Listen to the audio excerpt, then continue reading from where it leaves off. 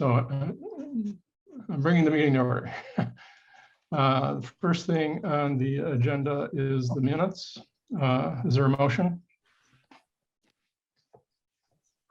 I motion that we approve the minutes. A second. I think Andrea beat you to it.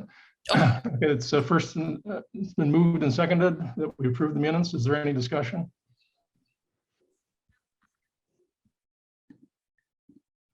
Hearing none, all in favor? Okay, it's unanimous. Looks like we need to, okay, here's Tanya. So our next meeting will be April 14th. Mary, do you have any staff updates that you want to talk about? Rick, I'll be on the Grand Canyon that day. Okay. Nice. I just wanted to let everyone know that our assistant city manager is starting at the end of the month. Her name is Sabrina Cottle. I don't have an actual date, but I think it's the last week of March. Great. Anything else? Nope. Okay.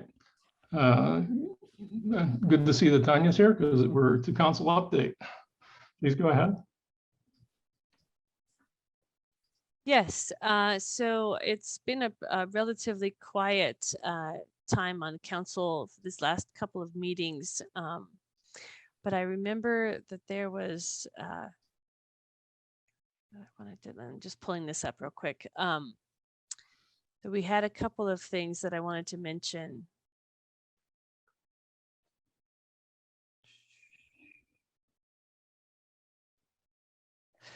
Yes, the purchase of the Mountain Avenue substation.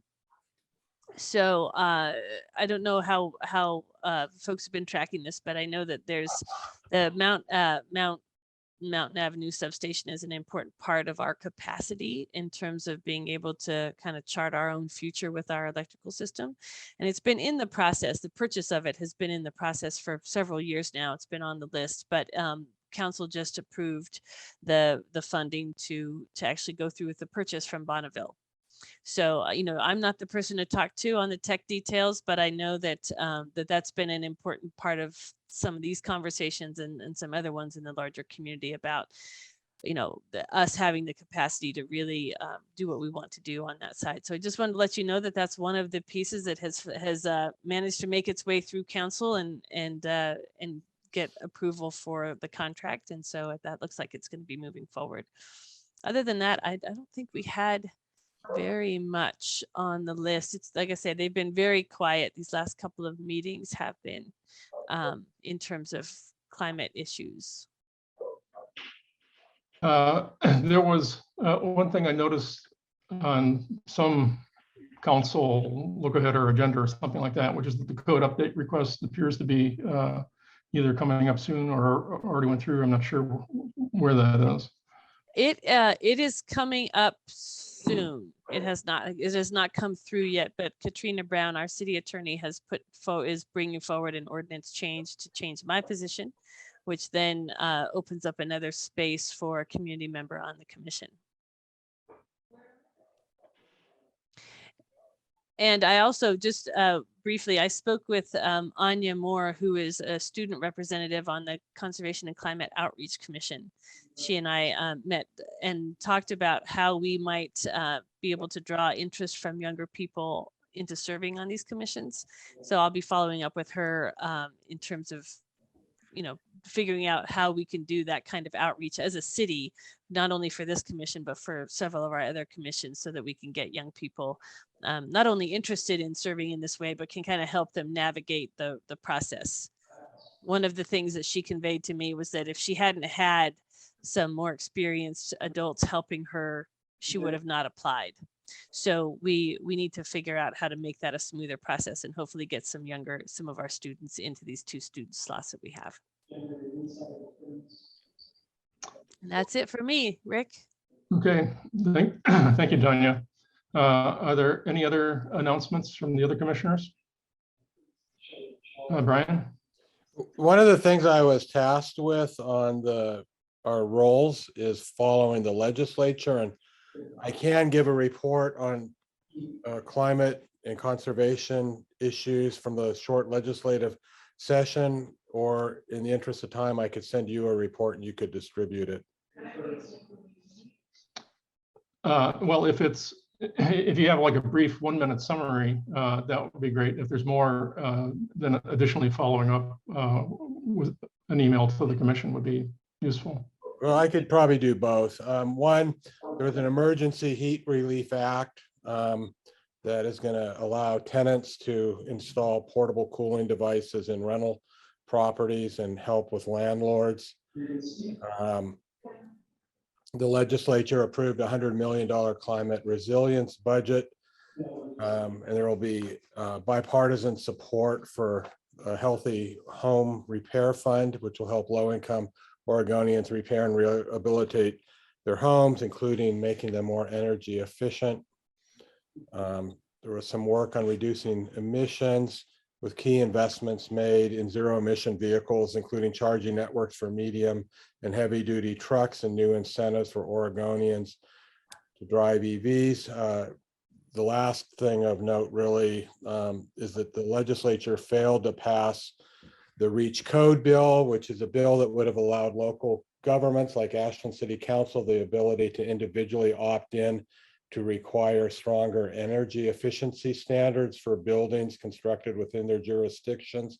Instead, the legislature punted to next year when they have a full session by establishing the Resilient Efficient Buildings REB Building Task Force, which is charged with developing a comprehensive decarbonization policy for new and existing buildings that the legislature will consider in its full session next year. So those were kind of the main ones. There were some other more minor ones. Great, thank you, Brian. Bob? Yeah, hearing Brian talk about this, it made me realize, maybe think of another great piece of news, which is the money that was appropriated for Briscoe School, including to upgrade its HVAC. And I know that Tanya has worked hard at that, which is it's got gas currently. So if that can be taken out of gas and to more efficient electric equipment before its sale would be terrific. Yeah, and so Golden and Marsh were able to secure funding of 1.3 million for that, which does include a new HVAC system. And then I guess locally, another kind of climate thing they were able to do was to get school funding is dependent upon school attendance. And after the Alameda fire, the Talent Phoenix district lost a tremendous amount of daily school attendance. And so there was kind of a rescue package for that school district and a couple other school districts to help make out for the loss of funding from a drop in school attendance secondary to the fire. Okay, Ray, I think you put your hand up.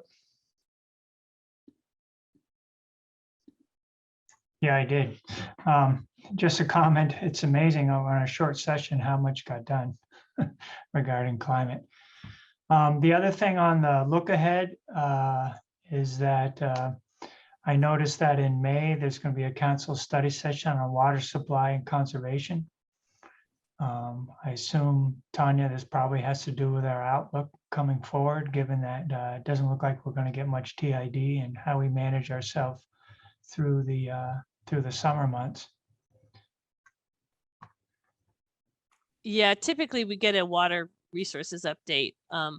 They bring them to us at some point in the spring. I think this one's coming in a little bit earlier because of the conditions that we have, but usually we get briefed on what the plan is for the 3 different source water or water sources that we have for our water system.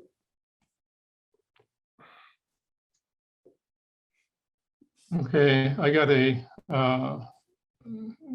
message that was originally from Katrina Brown, the city attorney.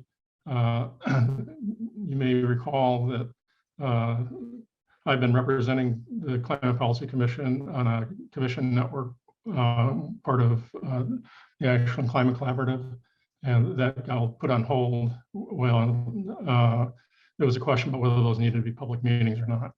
And that's still outstanding. So far, we've missed one meeting.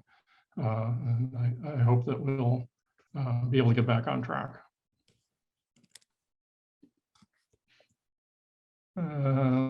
Let's see.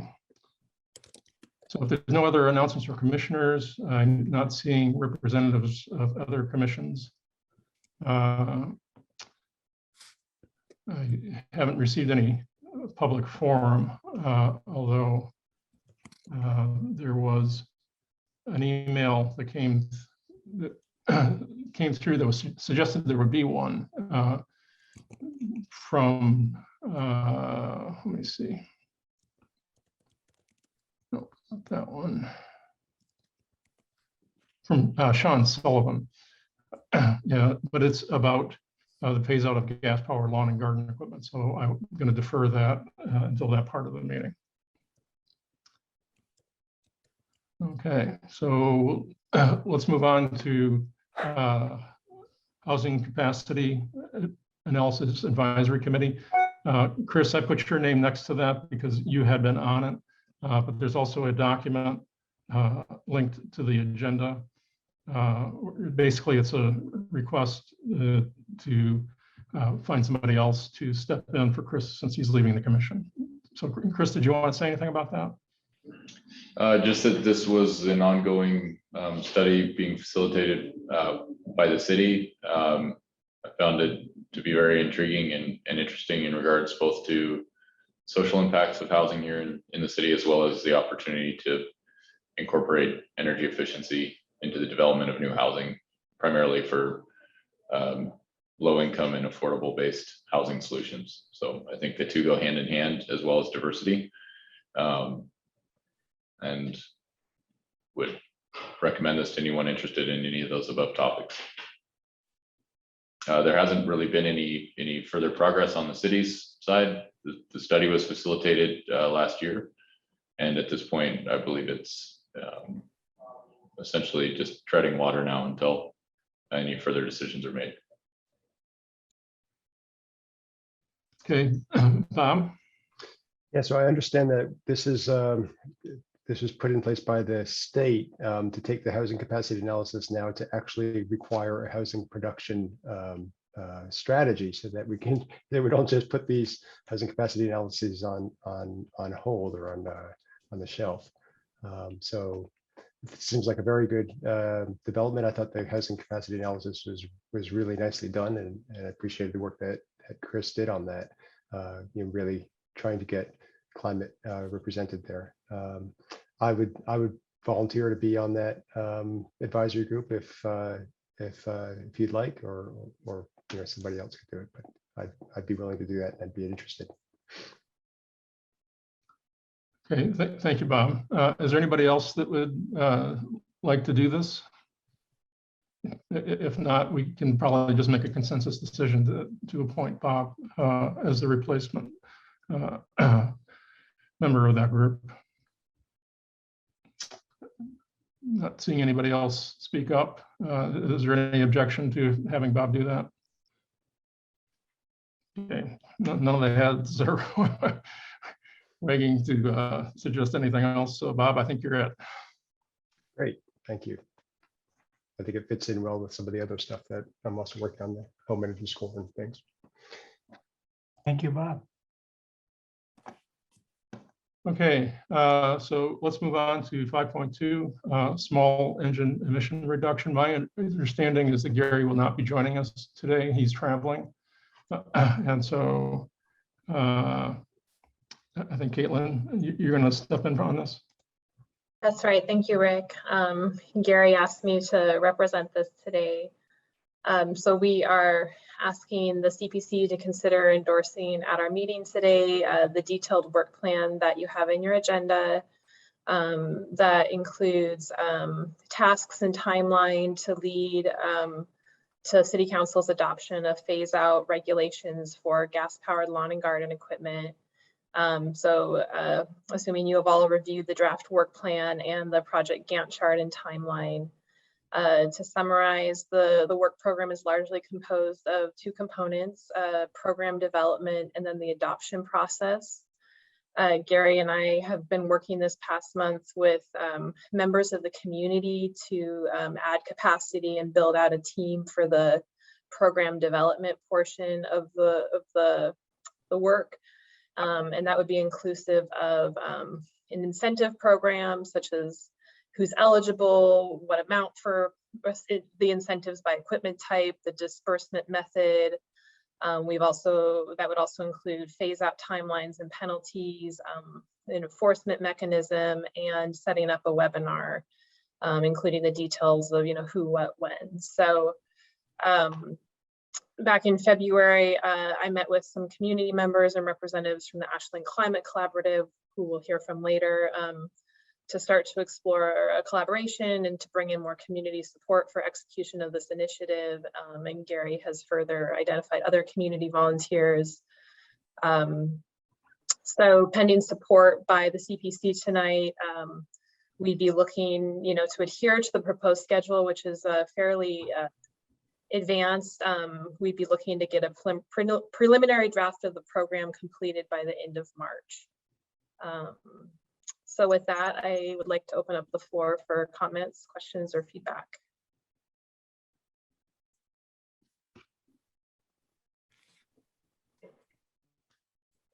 Brian? So as I understand it, it was that first the goal will be Ashland Parks and City operations. And then second would be commercial landscape businesses having an Ashland business license. And then will individual like homeowners be targeted at some point or included in this? Yes, that's correct. I wouldn't say it's the city of Ashland is first before landscaping businesses, more that in phase one will focus on the city and commercial landscaping businesses, and then future phases would include other entities, including homeowners, and this isn't really a focus on that phase one. So, but that would be the intent in the future, to be inclusive of everyone. And would there eventually, kind of like the plastic bag ban, be potentially a ban on sales of those types of yard tools in the city limits? Is that kind of part of the vision? I can't answer that. I don't know if others on the call here who have been part of the conversation longer than I have comments on that. I haven't heard that conversation. I haven't heard that come up of a ban on sales inside the city limits. I don't know if anybody else has.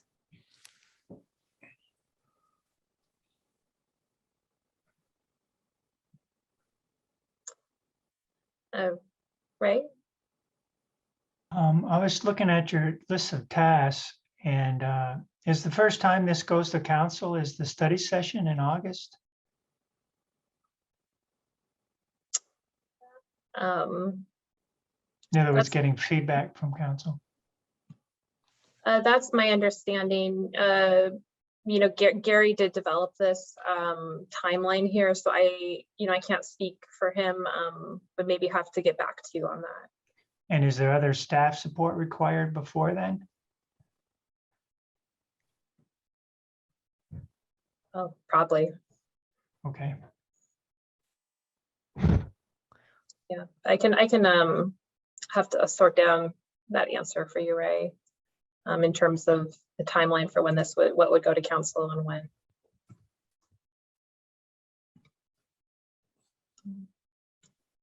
Bob? Yeah, thanks, Caitlin. So this is nicely laid out, and I see there are several areas where you're saying there are some choices to be made or some decisions that have to be taken, including one that Brian mentioned about starting with the city and with the landscapers, or whether it should be more of a rollout with like the bicycle, e-bikes and things like that, and what kinds of equipment. It doesn't sound like you're asking for input on those issues today.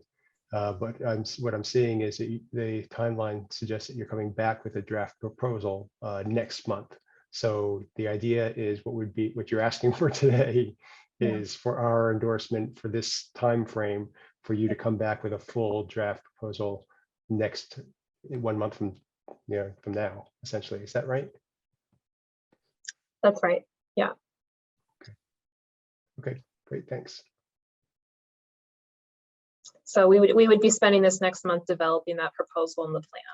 And this, what you see today is the outline of kind of what that would be filled in as. Okay, thank you. Rick?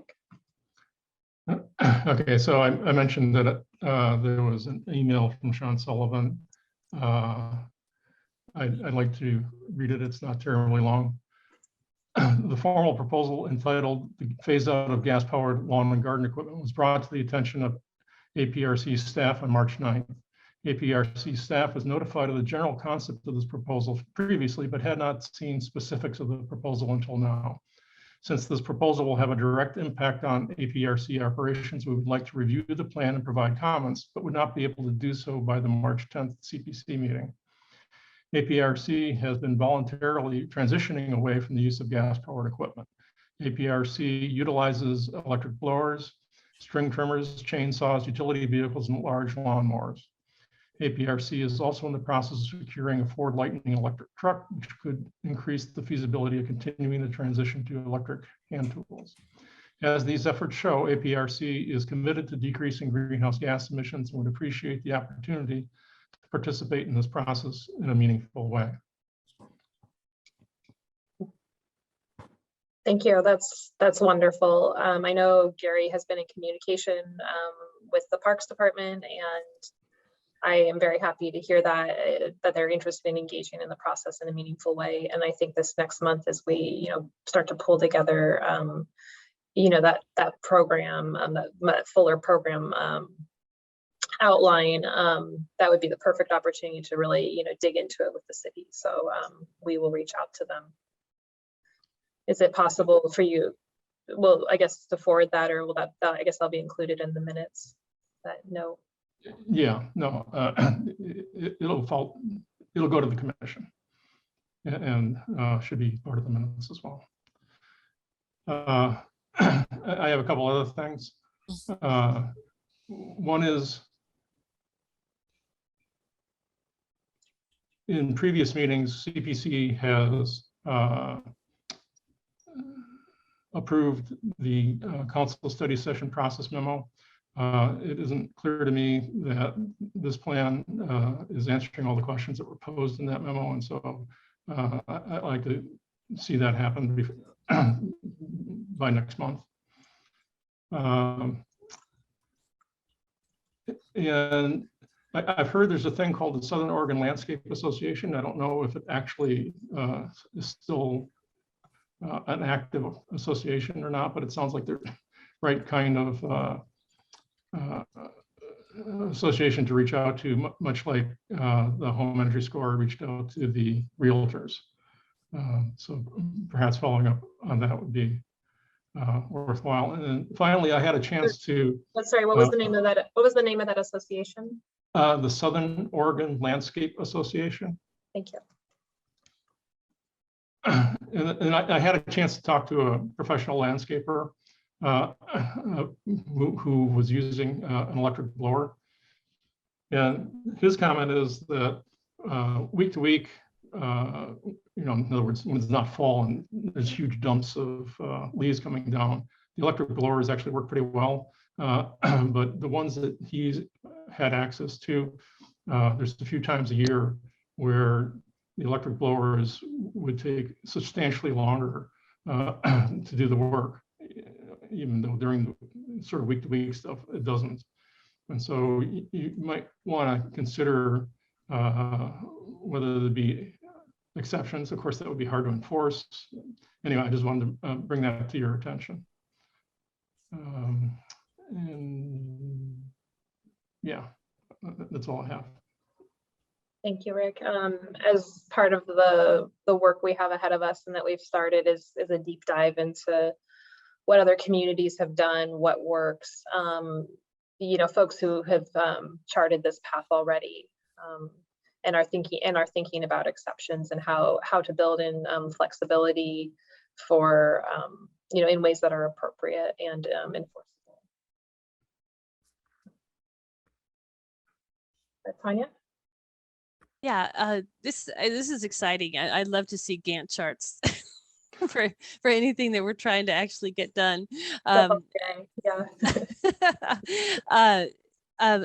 One is kind of following back up on what Rick was talking about with the message from APRC. It sounded to me like what they were asking for was more time to comment on the document that's in our packet. Before this commission says go forth, subgroup and work out the details. And so I wonder if when it comes time to this commission, making a decision about that, if I just want to see if my understanding is correct, that what they're asking us to do is to kind of have that discussion and that decision at the April meeting, after they've had a chance to engage with the document as it's written, and potentially, hopefully with Caitlin and Gary and other folks. Did I understand that correctly?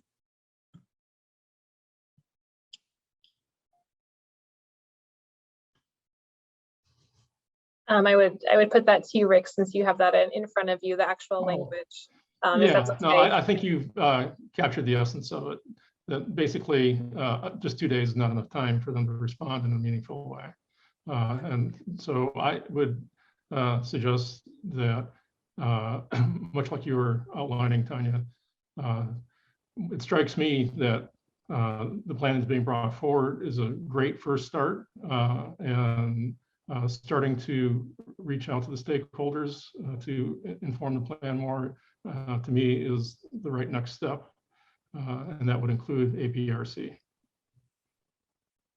Right. And so just to follow up real quickly on that, the working group is asking this commission at this point to sort of bless this outline. Yes. And APRC is asking for some time to respond to the outline. And so at whatever point it's appropriate for us to make a decision, I realize we're still in discussion. I think I may have a way forward for us. Okay, well, so certainly want to give them the opportunity to provide feedback, before we take action. Right? You're muted. I reiterate the same thing. I think the outline is good, the tasks and the orders. The dates I'm a little concerned about, only having a couple months between the report draft, available, and finalizing the recommendations by the CPC. I mean, in between, you've got a mailing going out to 100 businesses as far as a notification, and I would think we'd want to have some time for some feedback from them as well as APRC. Mm-hmm.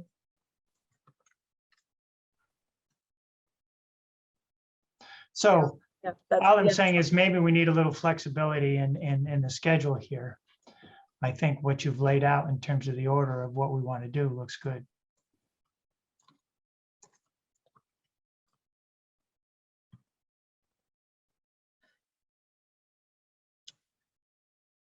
Right. And so I guess there's two ways to go about it. One is, we can come back next month with this updated, after talking to Parks, and adapt the timeline, or I guess, Tanya, you said you might have a path forward.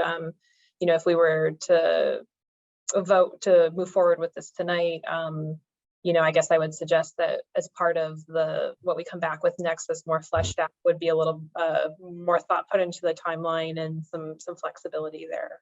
That could be part of that. That could be part of that. It will be part of that either way. So what I was thinking was exactly that, Caitlin, that we would, the commission wouldn't today sort of sign off on the timeline, but give the subgroup an additional month to connect with APRC, to kind of revisit the timeline, to take in the feedback that you've all received today, Mm-hmm. and then come back with something that APRC has had a chance to be involved with, and has probably, an even greater level of detail potentially. And when I say that, I'm not complaining about the level of detail. I just know that you all want to stay on your schedule, and so I don't want you to feel like you can't dig into some of these elements of this outline, between now and April. Sure. That makes sense to me as a plan and approach.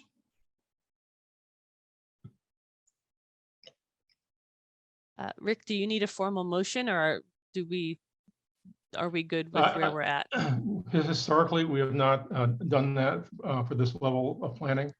My understanding of the consensus that's forming is that the commission likes the general outline of the plan. We're a bit concerned about the actual dates and the timeline.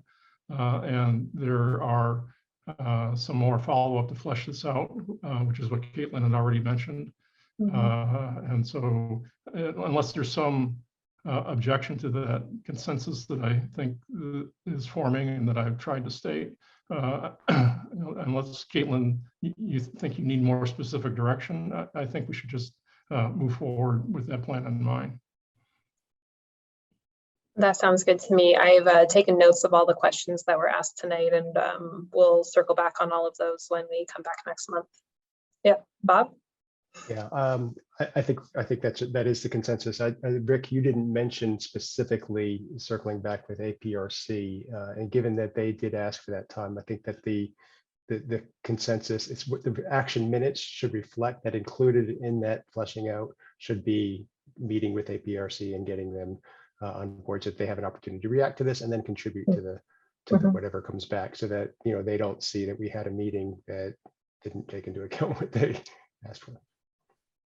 Yeah, and actually, I would propose that coming back to the commission again should depend on progress rather than a specific date. If for whatever reason, not only the APRC but the Landscape Association, and there was a whole list of things that were brought up. If you're not able to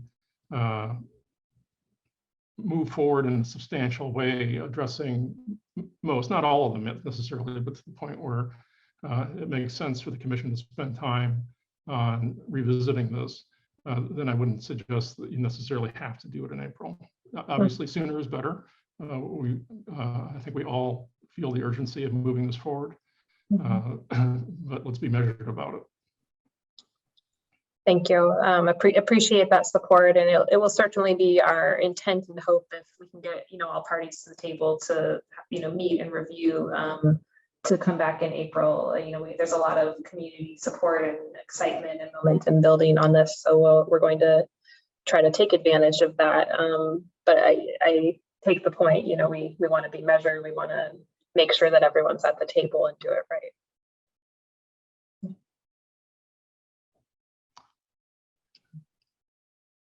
Okay, so is there anything else? Are you done, Caitlin, or does anybody else want to speak to this particular topic?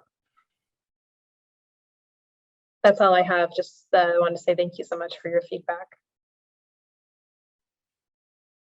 Okay. I'd like to move on then to the Community Climate Connect survey. So Mary, do you want to promote Laurie and Bex, I think, are the two that will be participating in this portion of the meeting?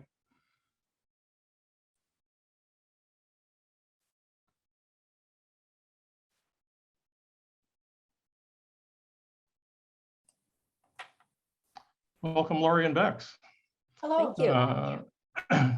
So we've allocated 20 minutes for you folks to talk about the survey. So I will turn it over to the two of you. Great, thank you. Bex, do you want to go first? Yeah, I'll kick off, and I'm going to just introduce what we've done, where we've got to where we have, and then hand over to Laurie to go into more details on the results. So last year, Laurie and I, in partnership, the SoCan Ashland Climate Project and Southern Oregon University, embarked on the idea of updating the survey from the one that went out in 2020, and also tying it in with being a student project. So I got one of the students that works with me involved in developing the questions. We started with a wide plate here of climate change everything, and we zoned in on home energy and directly relating to the Climate Energy Action Plan and the implementation around the Climate Energy Action Plan to understand the views across the city of Ashland.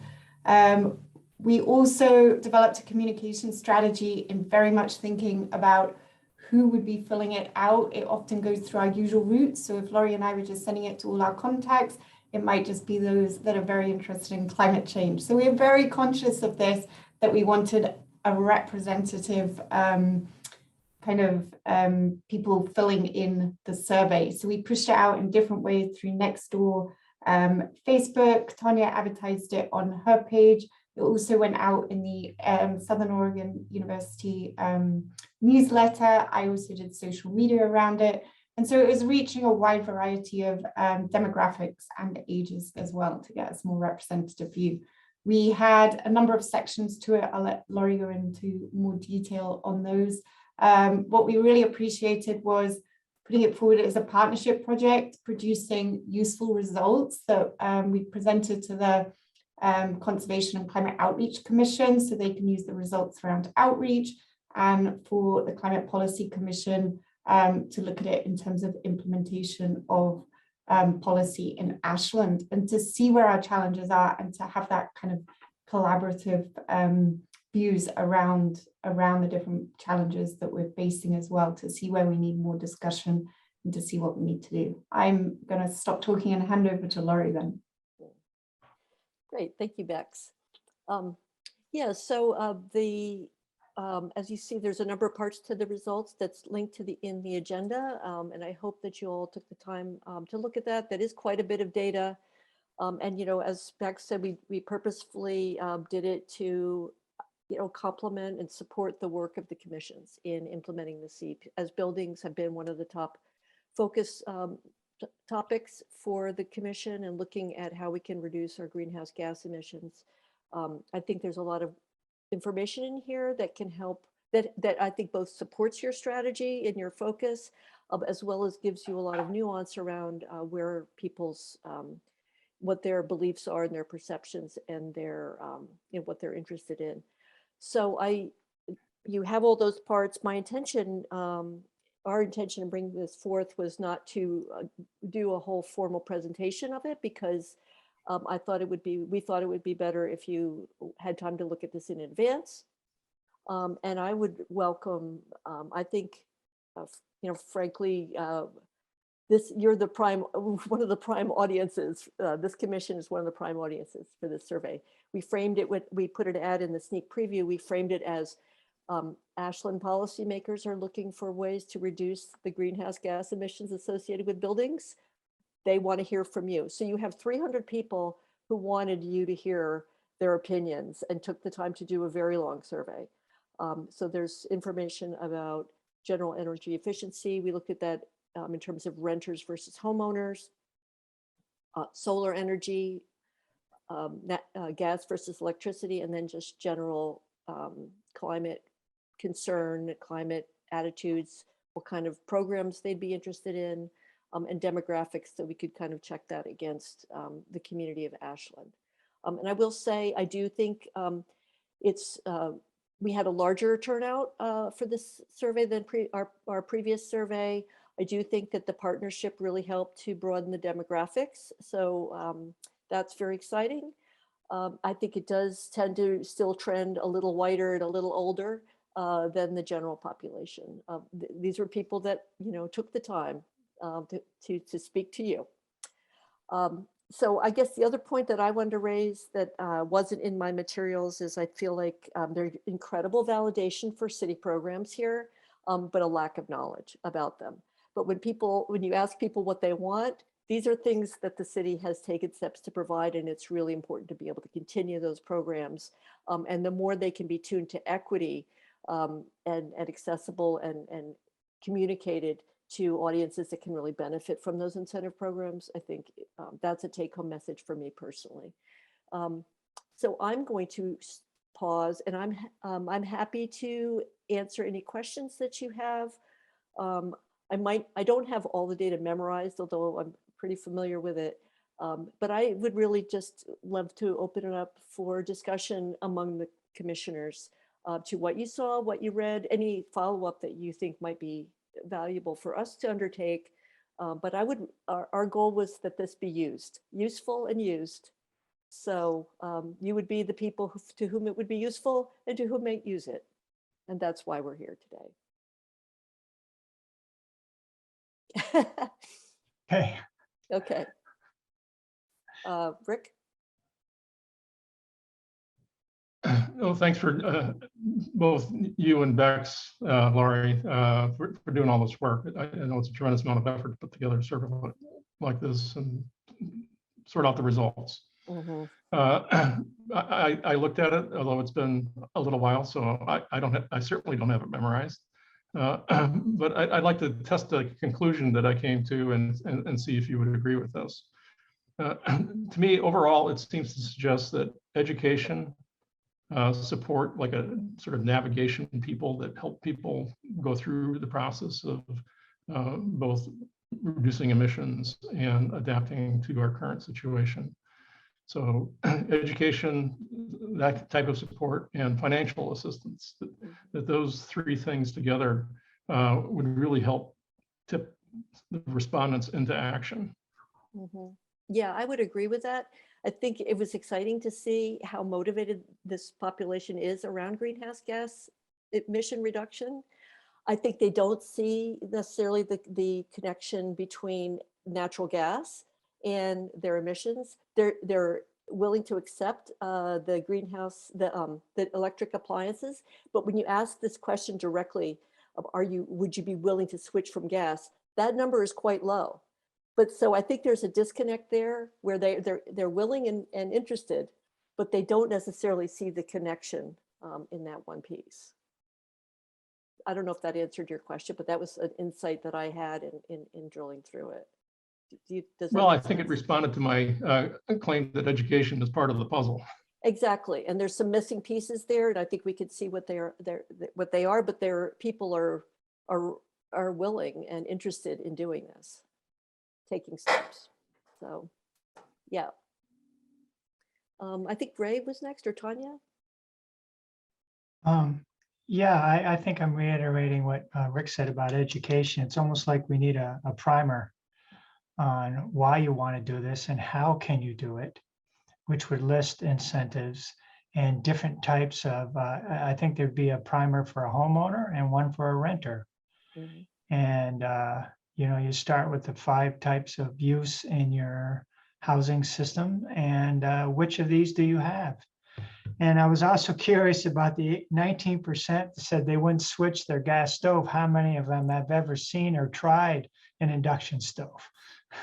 Because we used to be in that category till we tried one. Mm-hmm.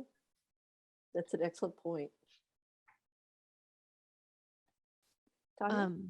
Yeah, I think this piece around the education element, I think, is particularly useful for the Conservation and Climate Outreach Commission as well.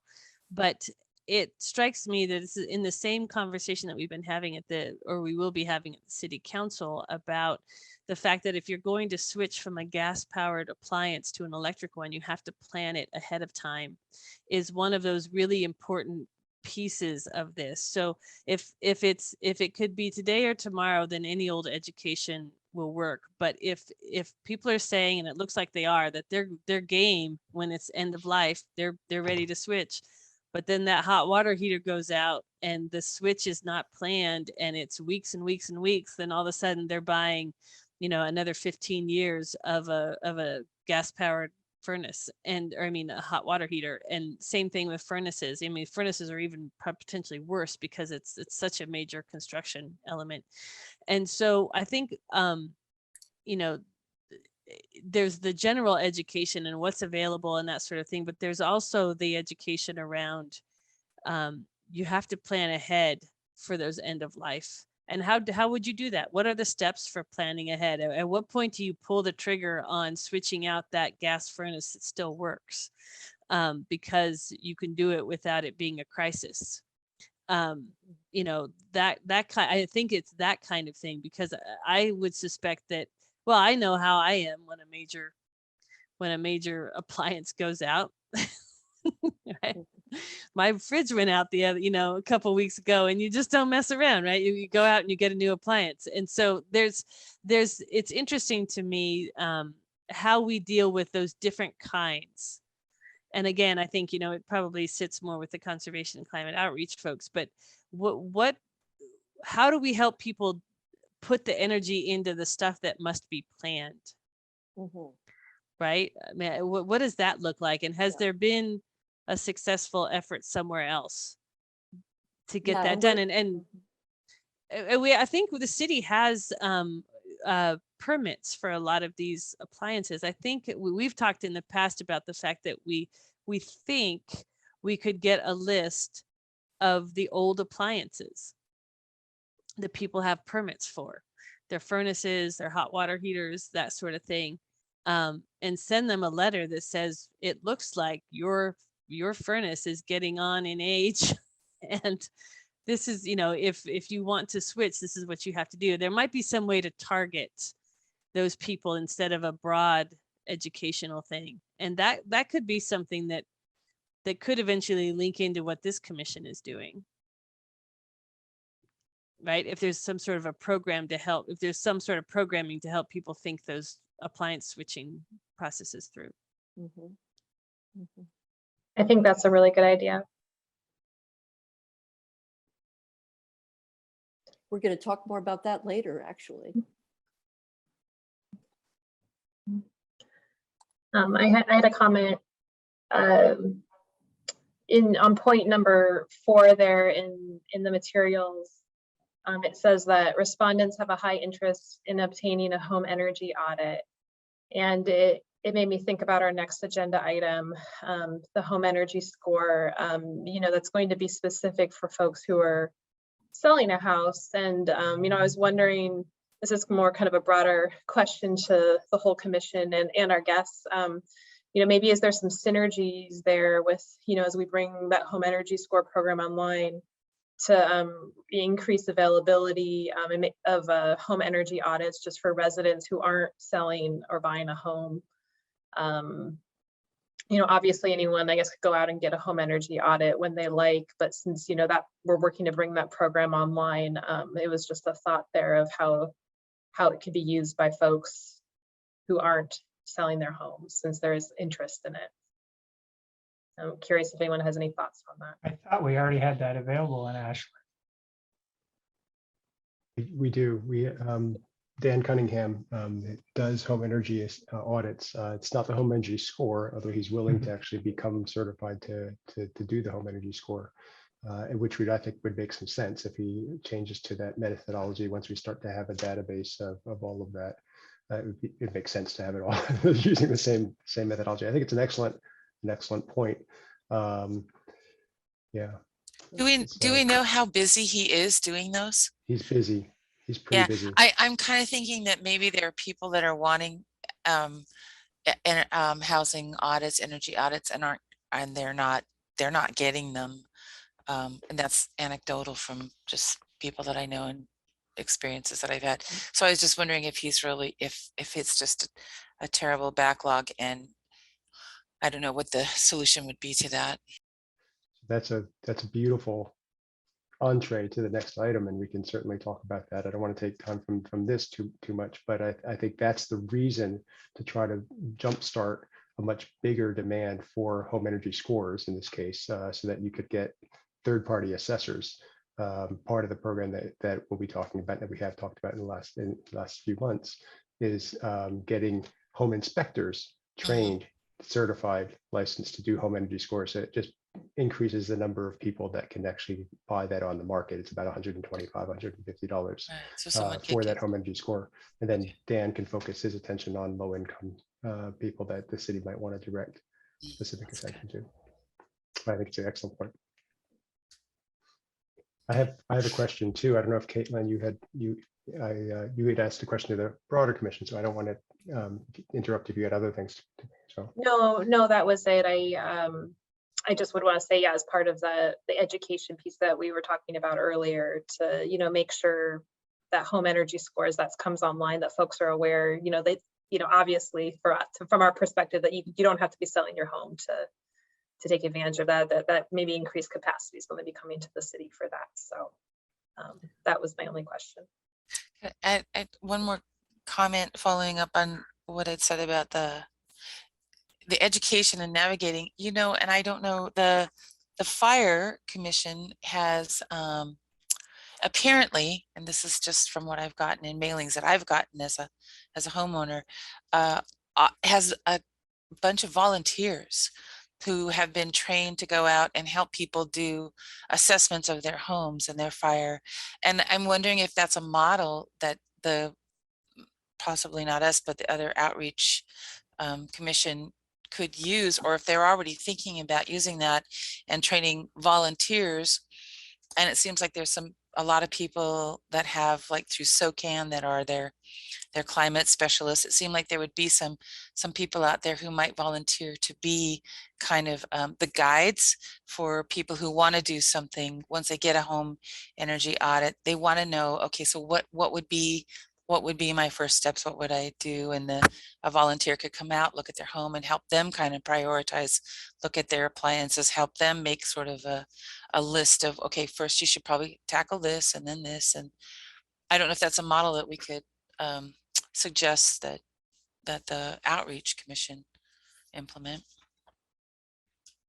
It looked like Sort of an electrification advisor. Mhm. Yeah, I think that's great. I don't know if it's a commission issue or if it's a local volunteer organization that does that kind of organizes it, but in some ways making that makes a lot of sense. Some of us are working with the Ashland Climate Collaborative on electrification Ashland now, you know, tossing that around, either volunteer or just really getting consultants, electrification consultant or a guide to be able to do that, because it can get technical pretty quickly and it can be useful. I don't know, Laura, do you have reactions to that? I think these are all great ideas, and the route to getting there continues to be explored. Yeah, I think it's really does come through in the survey. So I guess it's my turn because I had my hand up next. And, I think it really does come through in the survey that people are committed. These 300 people are committed. They come from a broader, you know, cross section of Ashland than we saw in the last survey. They do need some assistance. They need some, you know, education. They need some hand-holding, some guides. They need some financial assistance. What struck me in this is the renters, because we tend to focus on homeowners. It's, you know, we've talked so many times in the past in the commission about the challenge of helping renters to make improvements to their energy efficiency, to their equipment they're building, the split incentive issue that we talk about. I wonder if, you know, 2/3 of these respondents were homeowners and 1/3 were renters, which is great. I wonder if maybe the number of renters maybe skewed the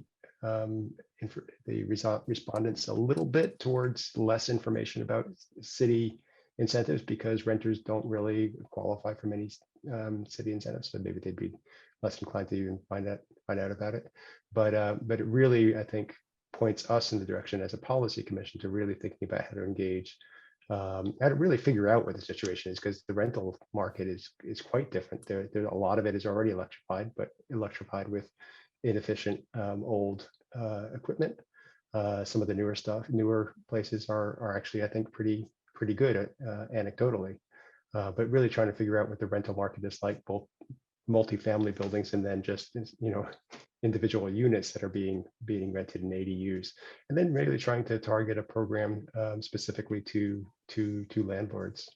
I think maybe some of the state money that Brian was talking about would help that. That's one of the items that was put into this last legislative session, is assistance to tenants to improve their, or to landlords for tenants to improve the building envelope, the building air quality, and cooling, I guess, is what they're putting that. So I think there's a lot here, and really an important avenue of work for us on the rental side.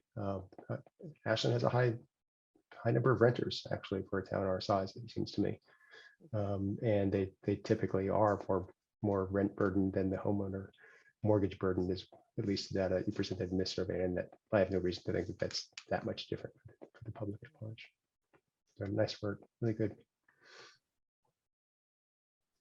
That's, I appreciate that comment, Bob. I think reaching renters is often difficult as well. The setup in Ashland is very much about additional units. And I think it would be good to address this through landlords and landladies as well, and not just see it as something you target renters. As someone who is a landlord of a property in Scotland, but a renter in Ashland, I can see two sides of it. And I would definitely want to be targeted as the landlord of the property in Ashland, and then my landlady, in Scotland, and then my landlady in Ashland, because that is a kind of ownership thing there in terms of the responsibility of making that building as efficient as possible, apart from, education around thermostats and light bulbs and things like that, and turning appliances off.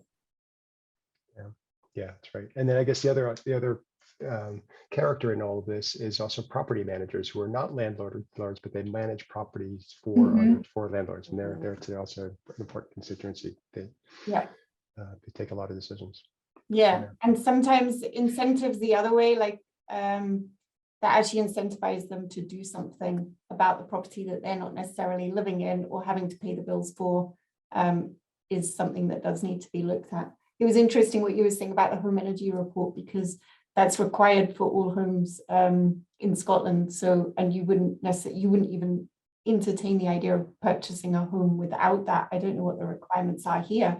And it would, if it's an inefficient home, it would turn you off, because right away you're looking at home improvements, the expense around it as well. Yeah, I have to say some renting is very efficient though. I haven't turned my heating on yet this winter. Wow. And I don't sit there in a jacket. Good job. Yay. So I don't want to cut it off if there's something burning that somebody wants to say, but we have a full agenda. And so if there's any sort of concluding remarks that Bex and Lori want to make, if not, we can move on. Just thank you for caring and listening. And Yeah. thank you, Bex, for working today. Thank you. No, thank you, Laurie, because you carried a lot of this in the analysis. So thank you. Thank you. Well, thanks for bringing it forward. Okay. Bye-bye. Okay.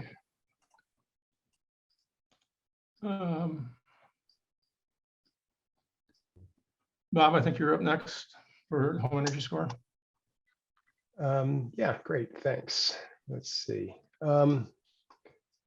It's really just an update on the work that we've been doing. As you know, we've been collaborating with the Rogue Valley Association of Realtors, a team from them, the CEO, their government affairs person, and then a few realtors, local realtors here in Ashland about this program.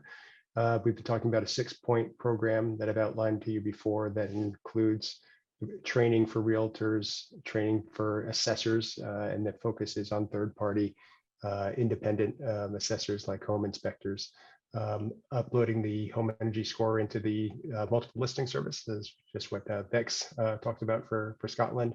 And then the 3 last ones are city incentives or other financial assistance, printed and digital media to support all of this, and then measuring progress. So since our last meeting, we had 1 or 2, I think we actually had 2 meetings with them. And we continue to progress, particularly on the first 3 elements. The realtor training would be done by Earth Advantage. They're actually hoping now to schedule in the next couple of months, next 2 or 3 months, the first realtor training. I know there were contacts between the Rogue Valley Association of Realtors this week between them and the Earth Advantage people who manage that, and they're looking for schedules and figuring out how that would all work. And they found resources. They have resources to pay for that. The training of the assessors. It's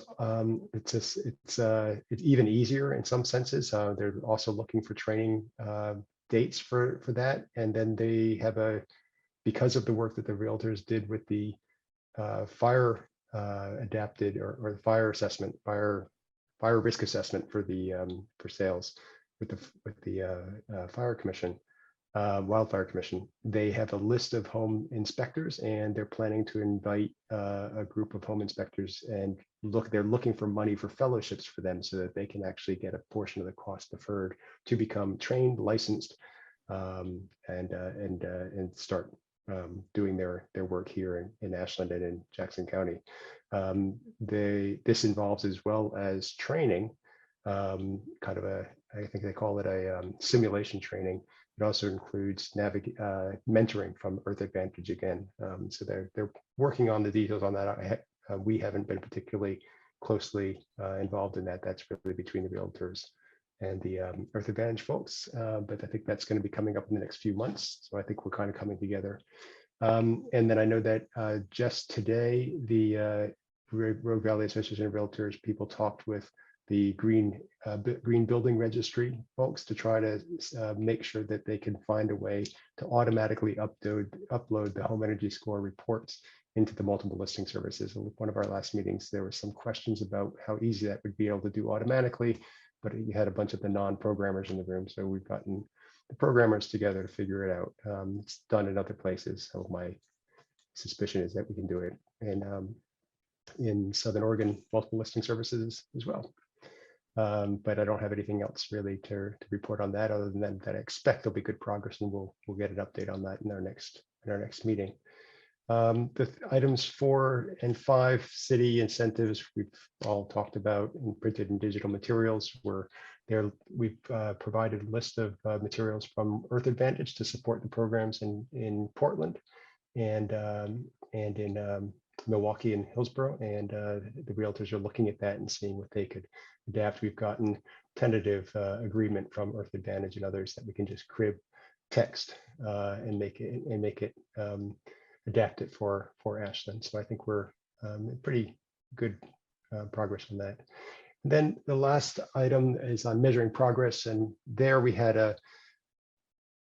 devoted our last meeting to a discussion of that, and there I think I want to get I'd like to go a little bit more depth than I went on the other items, and just give you a sense of where we are on that, and get some input from the commission, if that's okay.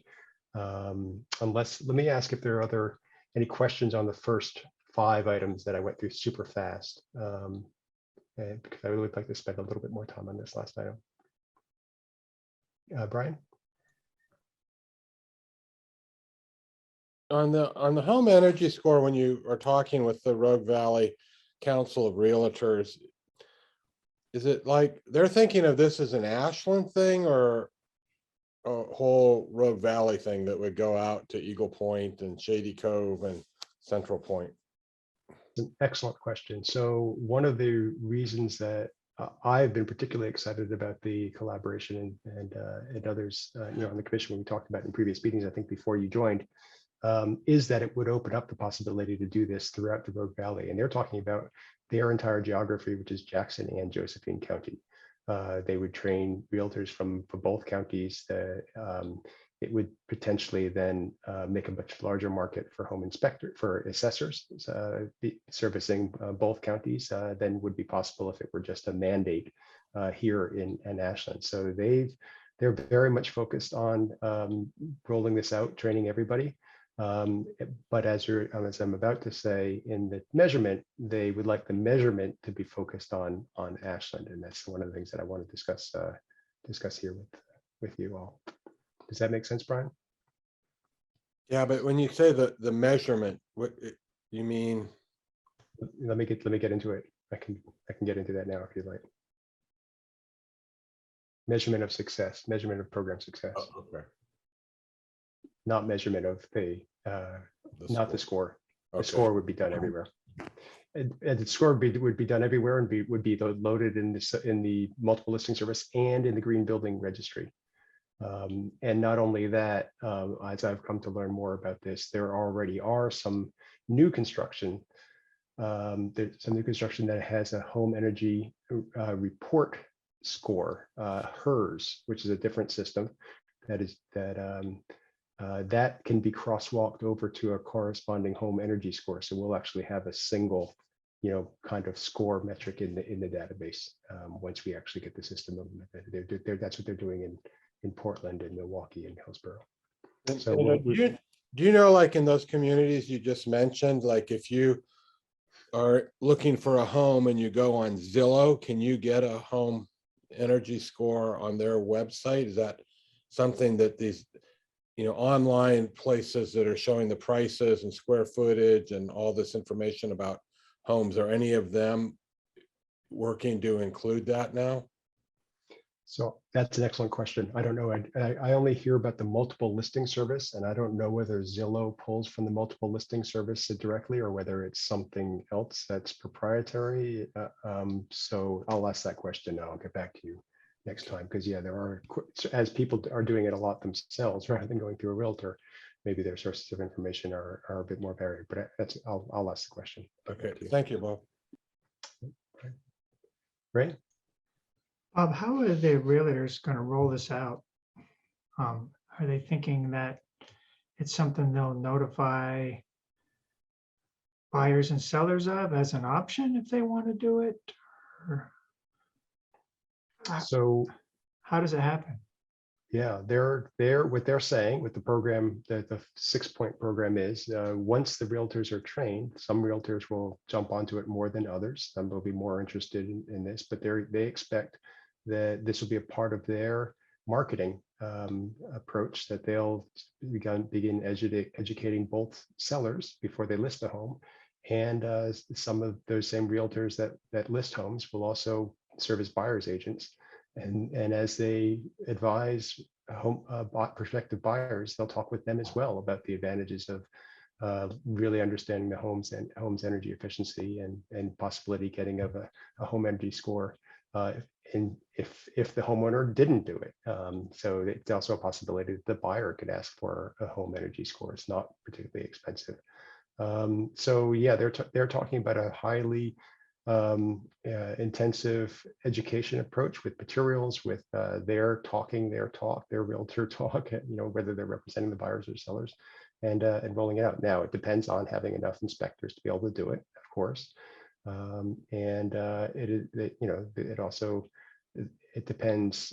The success of getting people to that eventually make the switch depends on having the financial resources and the guide kind of hand-holding resources that we talked about earlier when somebody buys a home, because eventually it's not going to be the decision. I mean, our ambition is that some homeowners will consider improving their energy score as part of the staging, just as realtors now tell people to declutter their house, that the realtors will tell them to, do these things to improve your home energy score, and it'll make your house easier to sell.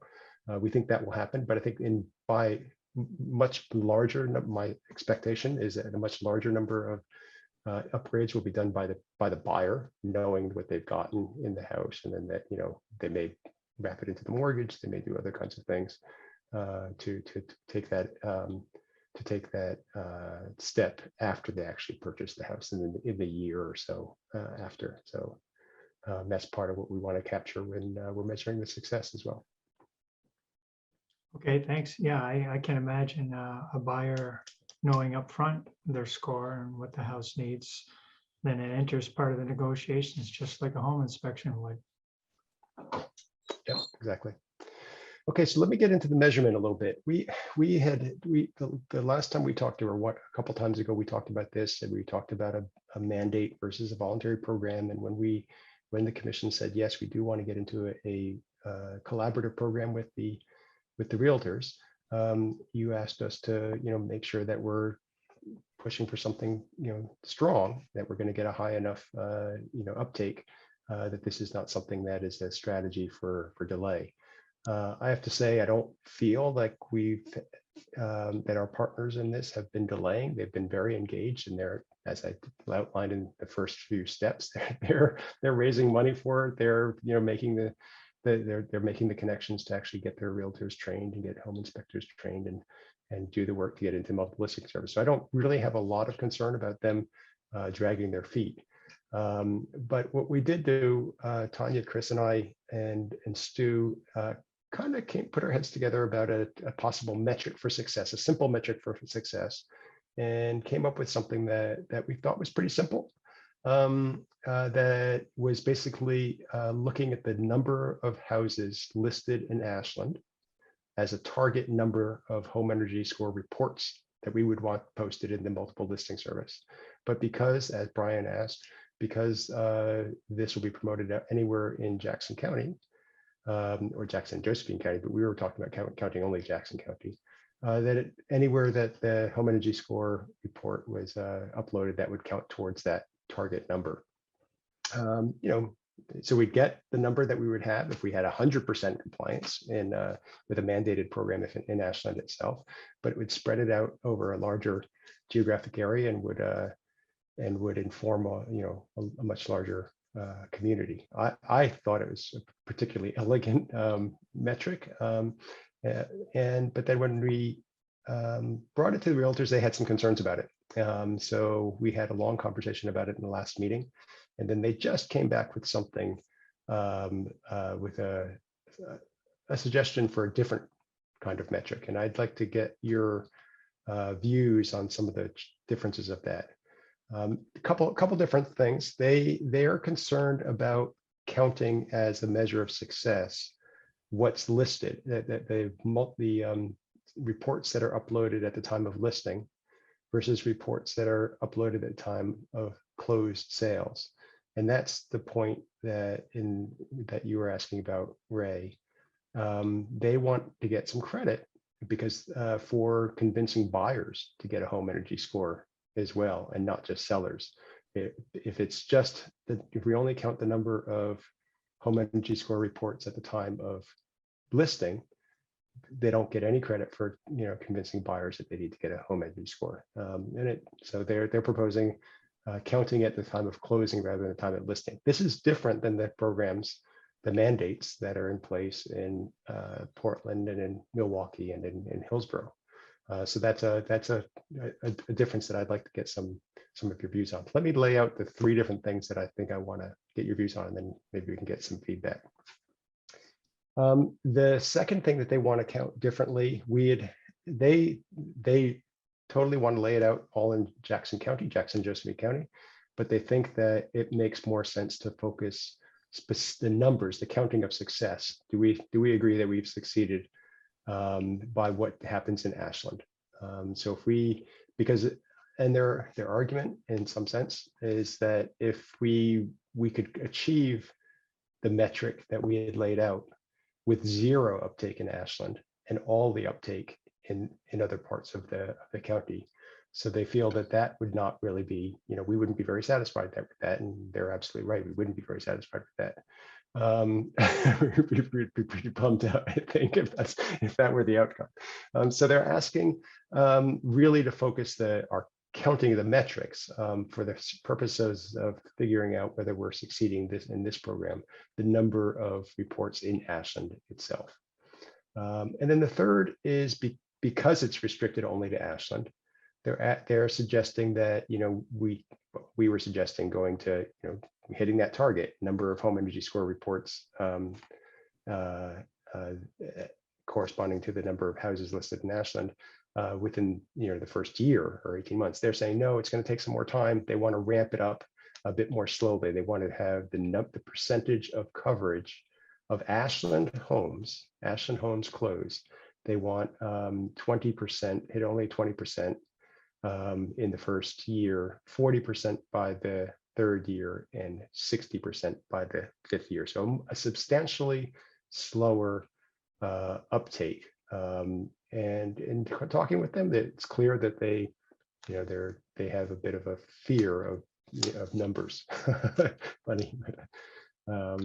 So anyway, so I think the three issues I'd like to get your views on is, what's your view of listing versus counting at the time of listing versus time of closing? Focusing our metric of success, not the program. The program would be rolled out in entire Jackson Josephine County, but what we counter towards success of our program here, only Ashland versus Jackson County. And the third, whether we would be satisfied with a ramp up of 20, 40, 60, 20 in the first year, 20% of all houses closed in year one would have a home energy score.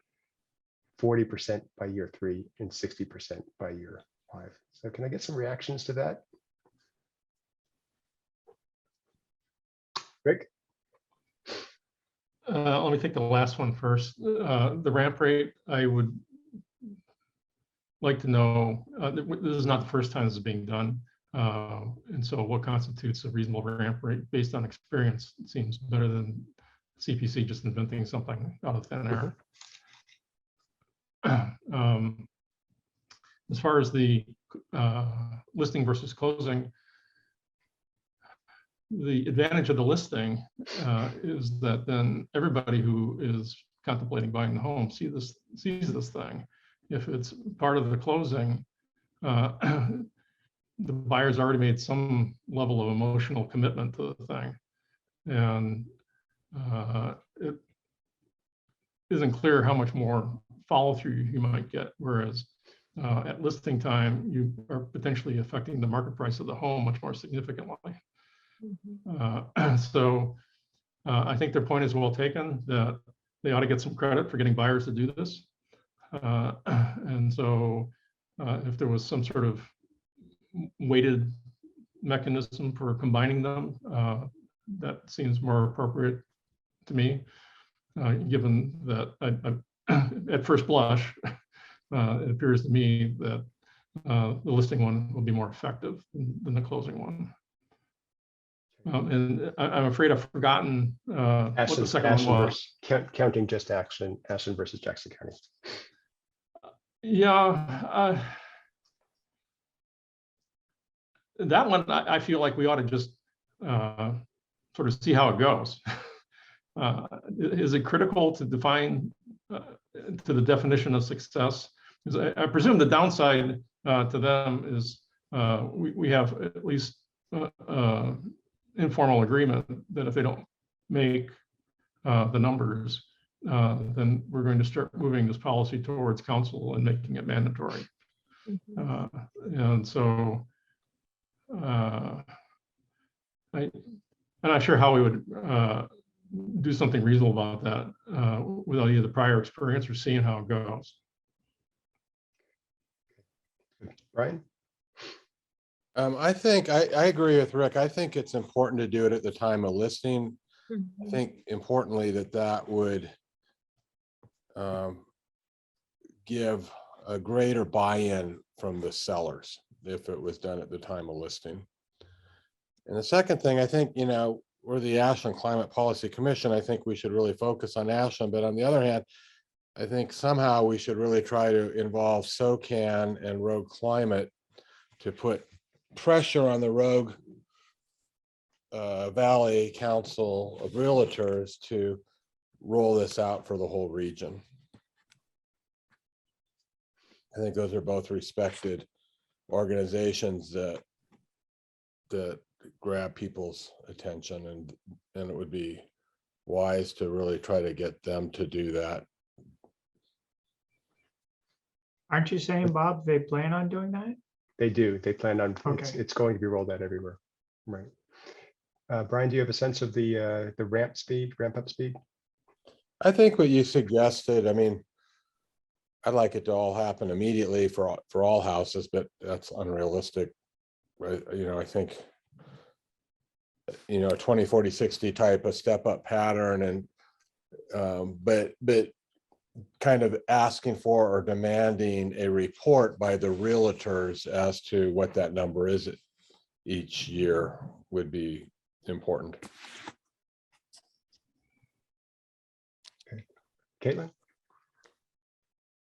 Yeah, I think it makes sense to keep the focus on Ashland from the perspective of the measuring and tracking and potentially moving to make it mandatory, but of course support the program being available countywide and supported countywide, that and also measure to see what the uptake is throughout the county. Regarding the ramp up rate, I agree with Rick that it makes sense to look at existing municipalities that have done this and what ramp up rate they've used. You know, for perspective, I just looked up the number of homes that sold in Ashland last year, and it was about 450. So, you know, a 20% implementation is like 90 homes. So obviously, you know, it needs to be representative of what the capacity is of, you know, folks to perform the service. But it seems to me like that's a very, very conservative ramp up rate that's not going to implement our goals in a reasonable time frame. And also the upper limit, that 60%, I would say we probably would want to aim towards higher at the, you know, that end point. And then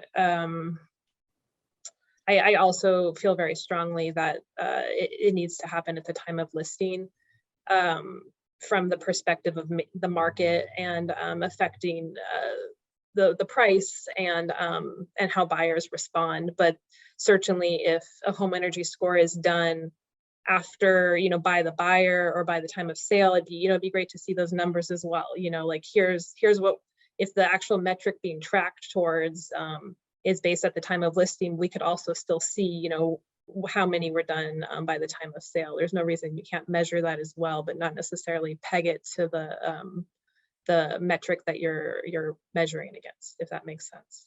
Mhm. Yep. So Rick suggested a weighted, to give some credit, but not 100% credit, not equal credit for home energy score done by time of closing versus time of sale. Is that, are you thinking of that as well, Caitlin? Are you thinking not at all, really, for no credit for no credit for the success, but certainly tracking it? I mean, I could be convinced. It seems like it's too complicated to me. I wouldn't go for a weighted. I would just keep it clear and simple. Here's the metric to make at the time of listing, and then also track, you know, is what's going on before sale. That would be my preference. Andrea or Ray? Well, I think I agree to prefer listing as well, but I think some credit could be given for buyer, and I'm wondering what would drive the difference there. It seems like you'd have to a more informed buyer aware that this score is available and asking for it. Other than that, I'm not sure how it would happen if it's not there at the listing, unless the buyer's realtor also comes up and asks for it. But you know, this thing's rolling out. I'd say that those initial numbers look good. Let's track them both, and we can make adjustments as we go. It's always hard to say before you even have enough people trained, and you know, why didn't you reach the target and what's going on. I think let it go forward and let's review it after a year. And I think focusing on Ashland, yes, but using it across Jackson County, yes. Yeah, my initial response to that ramp up rate was, whoa, that's too low. That seemed way too low and too gradual. That was my first kind of impression. All the other things I agree with. I think listing, as in terms of a metric, it's just one metric, and it doesn't mean it, you know, just as a way to see how effective it's being. And I think limiting to Ashland is good too, in terms of measuring, not in terms of the program, but just in terms of measuring. Kind of keeping the limitation, a limit on the measuring seems to make sense, like what Caitlin said, just to kind of keep it simple, just so it's a kind of a thumb. Okay, how is it going? Is it working? Is it not working? And then making adjustments from there, or you know, putting more pressure on them to step it up a bit. Okay, great, thanks. Tanya? Yeah, I would just suggest that you know, getting those two different numbers actually gives us some information about where the educational piece needs to be focused. And you know, buyers and sellers have different motivations, for sure, for having one of these inspections done. And realtors are buyer and seller agents at the same, I mean, they're doing both sides, working both sides of that. So I like the idea of doing, of keeping those two numbers separate, but gathering both of them. Chris, do you- Chris. Yes, I feel like they're really, and I mean, having participated in these conversations too, Bob's done a wonderful job leading these discussions. I have to say I'm more of a listener on a lot of these conversations. I do feel that they're really trying to play towards the subjective quality of their engagement on this, much more so than something I think that's quantifiable. And I just feel like there's going to be some wiggle room there. I mean, even with the ramp up rate, I do think it would probably behoove us to put some kind of backing behind this. Or so say they are at 5% after their first year, and we've already lost a year in just trying to see if this gains traction. And then we're trying to figure out, well, how do we regroup this or pick up incentive? And I'm just curious, is there any thoughts as to how we can enforce this without, I guess, mandating it? Mandating it seems like a bad word, but at the same time, I don't know what other choices we really have to enforce a reasonable participation in this. Right. Yeah, I mean, that's go ahead, Ray. One additional tracking could be how many realtors are mentioning this to their listing. Yeah. No, there are a couple of other metrics that I didn't bother mentioning. There were things like that, like how many realtors are trained, how many inspectors are trained, how many, and then permits, pulling permits. But I wanted to focus our attention on some of these critical ones. Yeah, no, I think it's an interesting. Thanks for all of this. It's nobody's doing it in the way that we're doing it as a collaborative program with the realtor community. In other places, it's either mandate and the realtors resist it, or it's a voluntary program and the realtors are, maybe some are promoting it, maybe not, but there's no training, no organized effort on behalf by the realtors to actually push it. So it's just a completely up in the air voluntary program. That's what's going on in Bend. That's what's going on in Eugene. There are community groups perhaps that promote it, but there's not, anybody that's really involved in the transaction itself that's in an organized way trying to promote it. So I think these are the interesting features of what we're dealing with. I think we've had the participation of the person who leads this from the Oregon Department of Energy. He's been very interested to see what we're coming up with, and he's told me that he's been very impressed with the engagement of the realtor community, and also just thinking about this in a small market. It's different rolling something out here in Southern Oregon than it is rolling it out at the Portland metro area, where you have just a much bigger market, and that inspectors who have to spend $600 to become licensed, and then once every single year again. So for Rick, I think you want me to stop talking.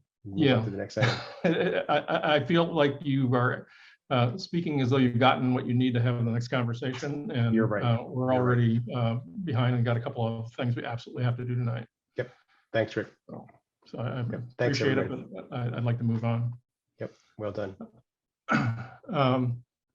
Okay, so the next thing is SEEP resources and opportunities, and Caitlin's going to be leading this, and we need to promote Candace and Laurie into the conversation. Although, Caitlin, you can go ahead and get started. Thank you, Rick. Yeah. So I suggested this agenda item as a new member to the CPC, and also in consideration of the substantial decrease in city staff capacity for implementation of the SEEP. And, at least from my perspective, the fact of the matter is, through no lack of effort from many, dedicated and talented, individuals, including those in the room today, our city and community is not on track to meet our climate vision for 2050, to have net zero greenhouse gas emissions. And so my intent here was for us all to level set about the situation, the current status of the city and within the broader community, and really look hard at like, how can we successfully implement the SEEP? What are the challenges of the city? What are the opportunities? What are also the opportunities to collaborate with the newly formed Ashland Climate Collaborative? So that's all I really wanted to say there, but I would ask Rick if you'd like to add any intro remarks, as well as Tanya and Mary. Maybe we could do so, and then I'd like to open up the floor to hear from the Ashland Climate Collaborative, to hear from Candace and Lori, and then have a larger discussion. Well, I think that your memo contained essentially all the things that I was likely to say. So I just want to reemphasize that compared to a year ago, although Mary's been wonderful in keeping our meeting crank turning, it's not the same thing as having somebody like Stu, who's devoted to being a climate analyst. In addition, Adam Hanks was at the upper levels of management for the city and had a long-term interest and role in implementing climate policy. And so that went away. And I'm sure Mary has plenty of other things to be doing. There is administrative staff that normally would do the minutes and all sort of thing, and that has gone away. So I just want to be sure that everybody understands the dramatically different situation that we're in now compared to a year ago.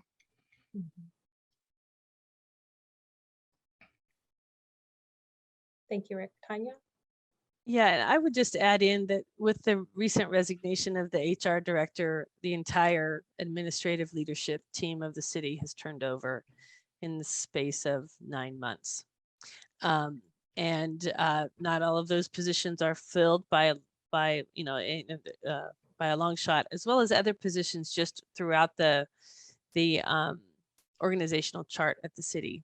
And now with the HR department, we had 2 people at HR and they're both gone now. And so that compounds the problem, because the HR department is who fills those positions. And so, Joe has come on as our new city manager, but he's come into an incredibly depleted administrative staff. And it's hard to overstate the impact of walking into a new position that's as complicated as Ashland is, without adequate staff who know how systems work and all of that. You reach a certain point where there are so few people who understand a system that it makes it difficult for the system to actually function. And we are there. We should just understand that that's the case. And so, at the same time, I know Joe is very proactively moving forward to fill positions. He sees the need to get that team assembled and to fill those positions. He's putting strong focus on the places I think it needs to be put, but it does mean that there's just going to be a lot of disappointment, honestly, for the next bit of time still, because it takes time to get people on, and it takes time to get them up and trained, and to where they're really kind of hitting on all cylinders in their new positions. So it's I'm definitely pleased by what I see in terms of the direction that Joe is moving and filling those positions, but it's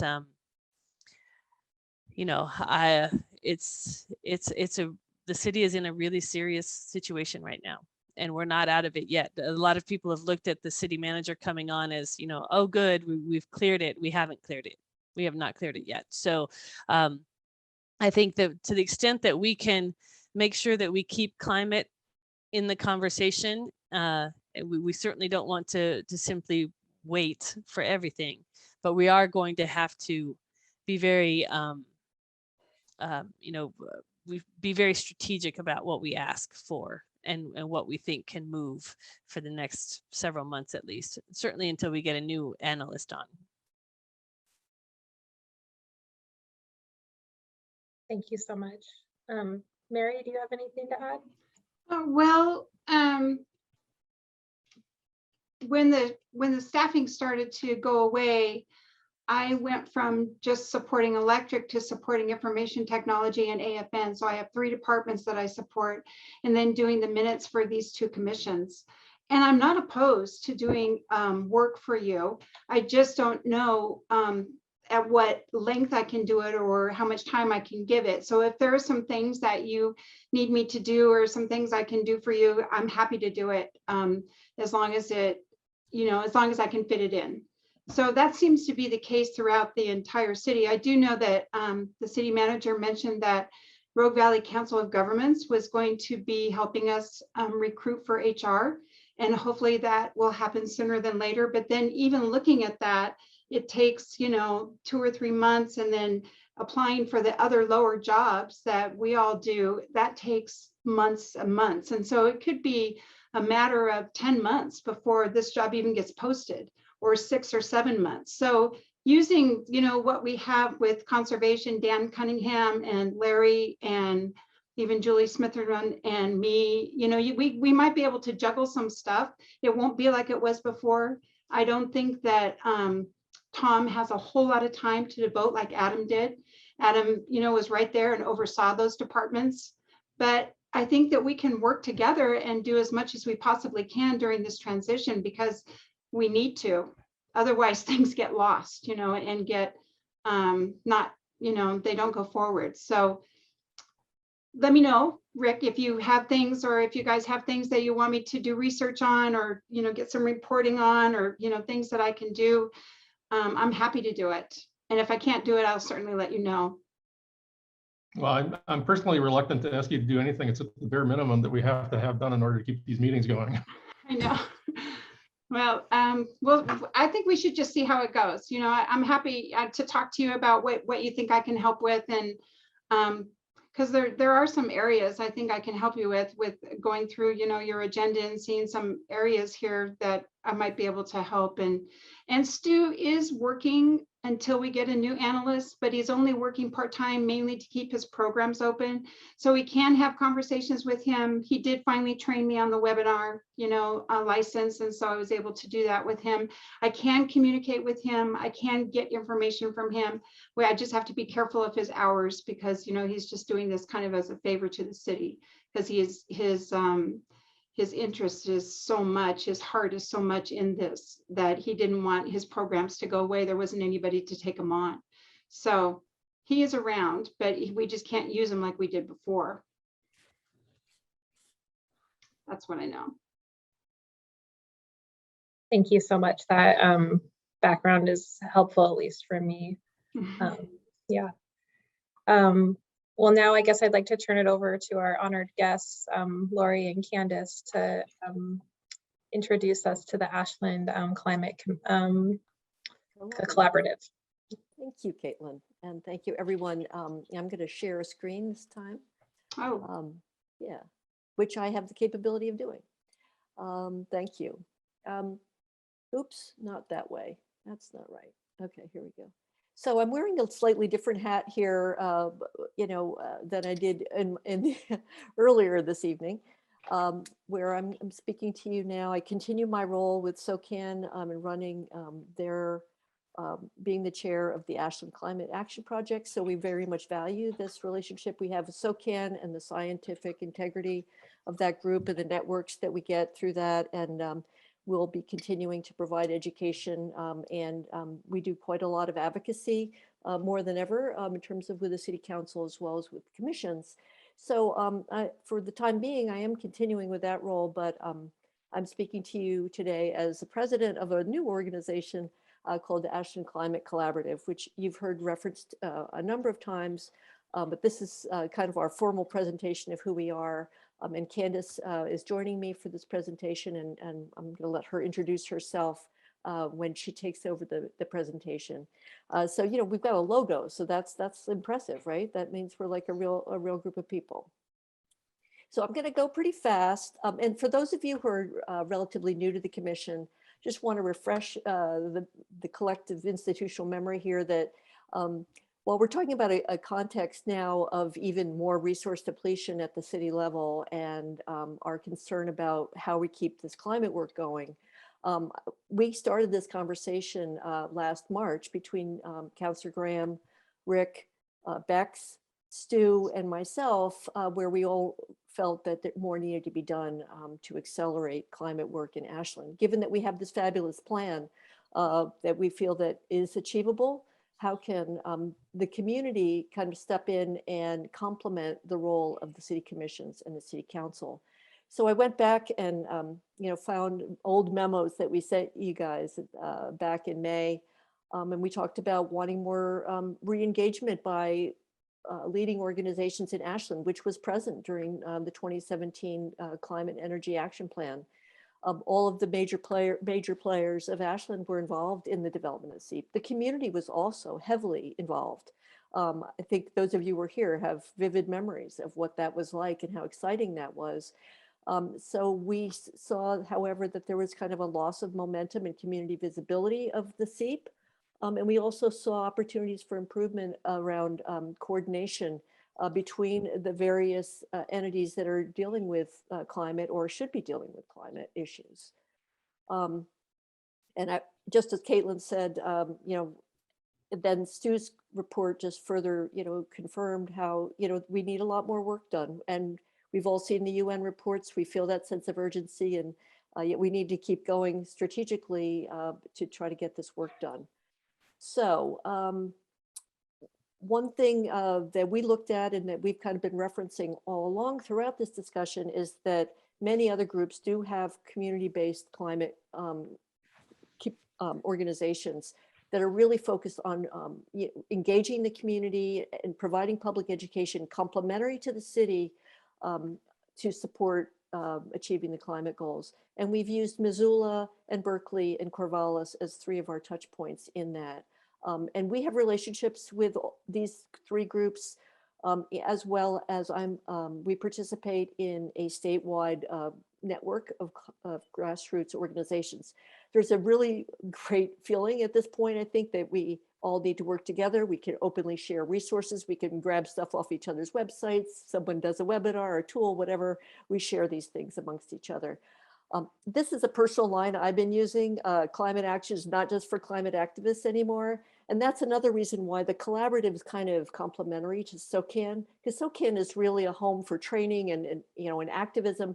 We need that, but really we need to be integrating climate work into every organization and everybody's household to have a climate plan and a way forward. I am actually now, so that's kind of the genesis of this idea of the collaborative. So it is in no way any disrespect to the excellent work of SOCAN and other organizations like Road Climate, but it's filling a void that we identified as a group starting a year ago.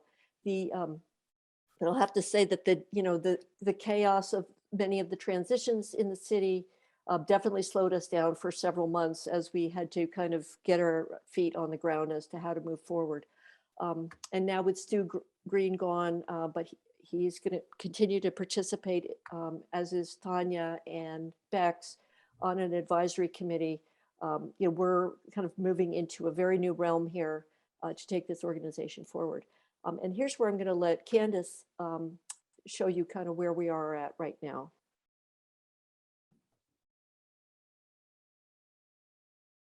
I think Candace is here. Hi, everybody.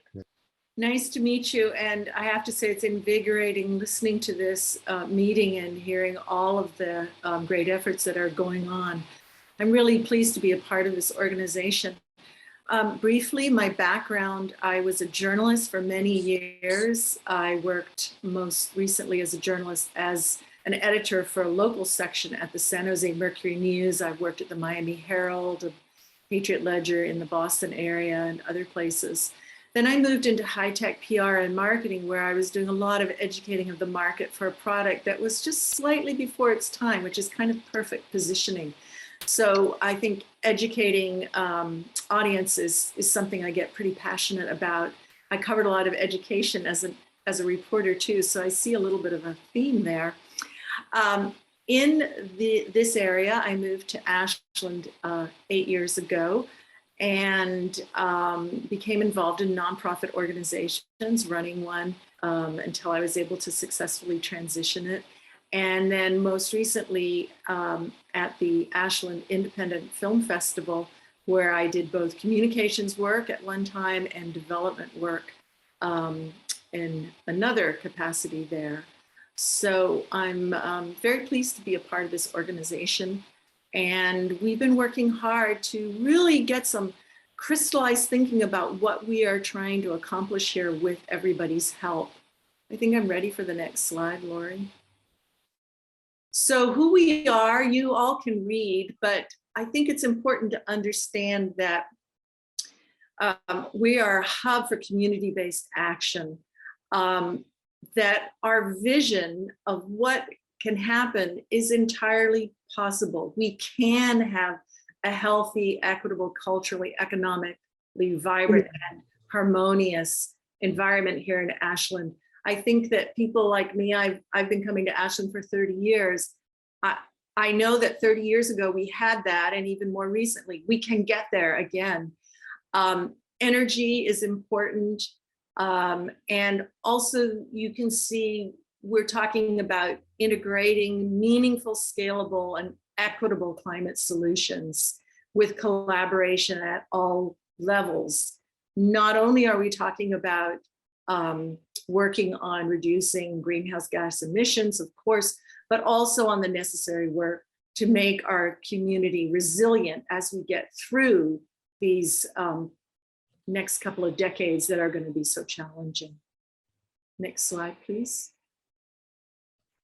So as you can see, our values, we have several of them. Again, I won't read them, but I'm going to focus a little bit on the first two. I am a really big believer in optimism. Everybody wants to be with the winning team.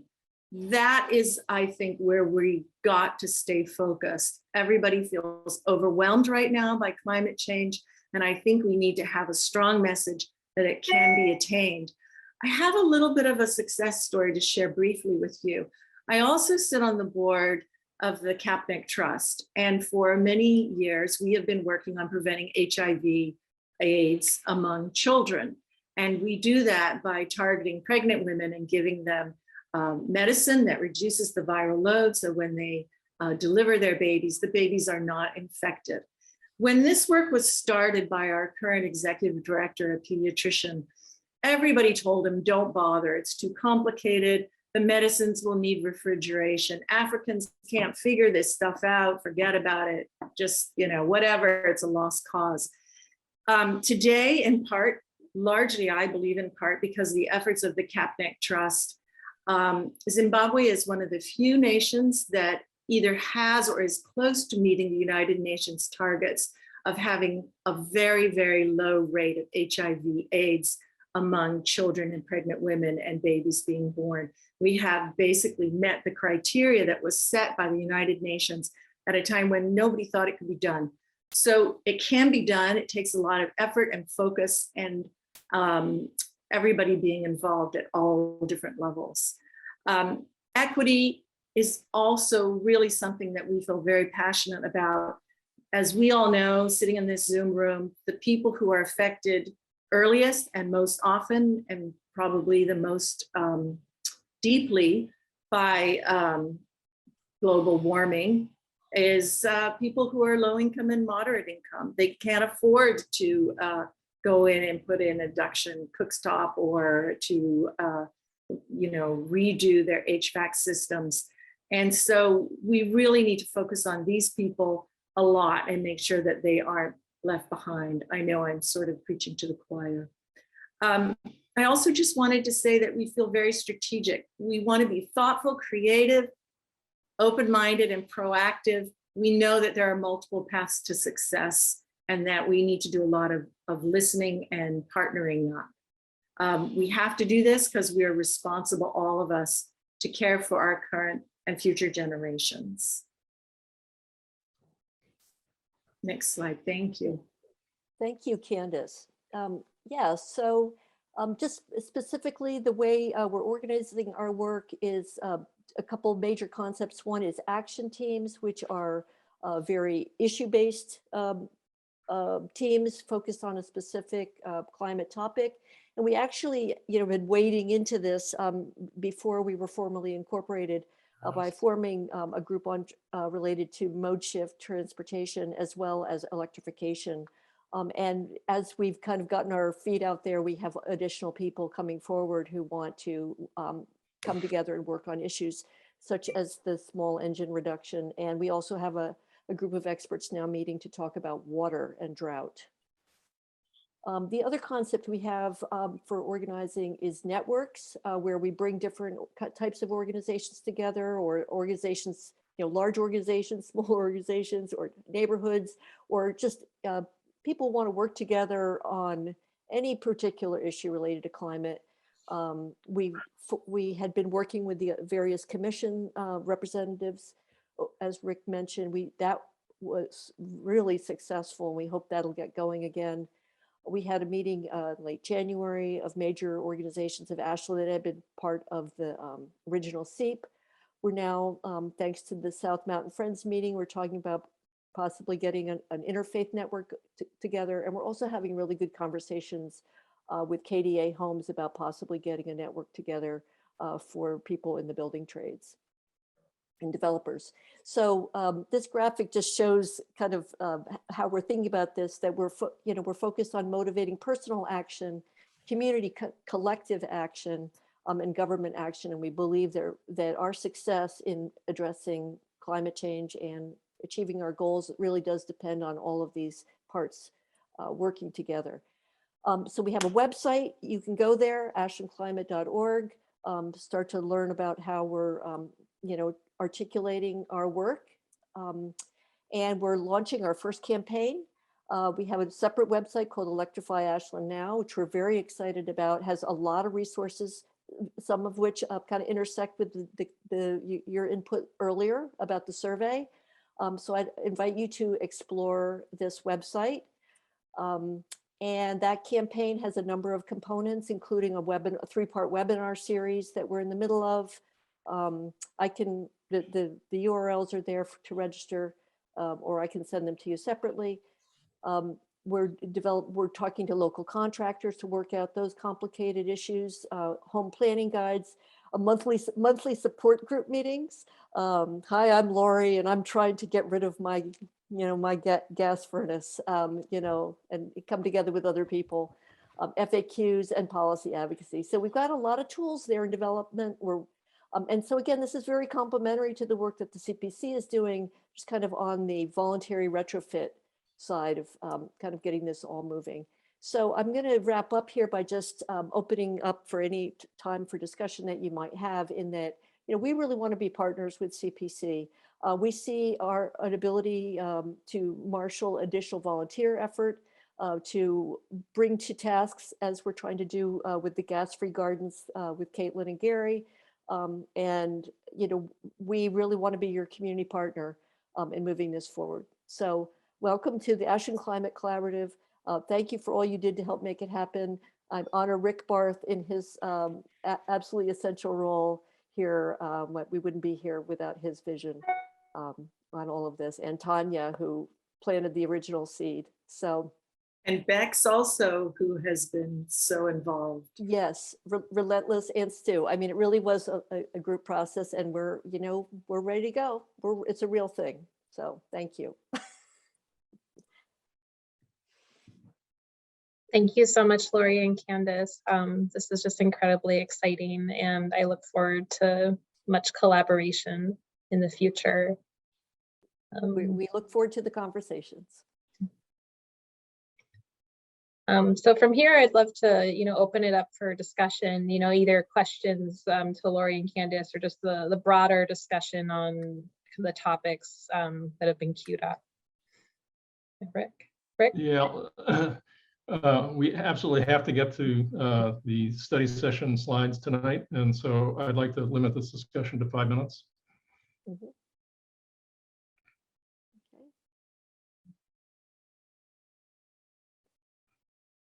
Or shorter. if Might be nobody has any- really, it's looks like okay. that's going to be really easy. I'll raise my hand. Yeah, I think this is great. It looks like, you know, a great collaboration. And we all know when the SEEP was put together, there's a large component that isn't city related. It's getting the whole community involved.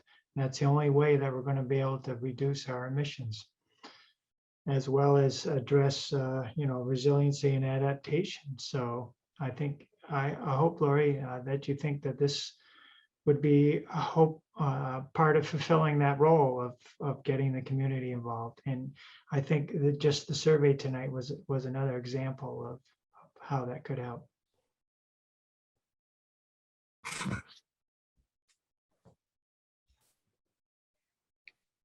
Yeah, great.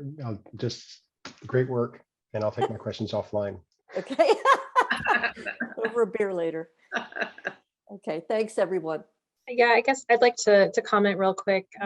You know, from the perspective of, you know, the challenges with city staffing, you know, maybe again, like you mentioned, the example with gas-free gardens, there can be real opportunities for the commission to receive some support in ways we may have leaned on city staff, you know, in an alternative, you know, universe. And so that's just one thought I had, you know, in terms of, you know, moving forward policy with the city, this could be an opportunity to facilitate that. Thank you. Tanya? Yeah, if I can just jump in as well, I wanted to just thank you, Lori and Rick and everyone else that's been involved, Candace, with getting this together.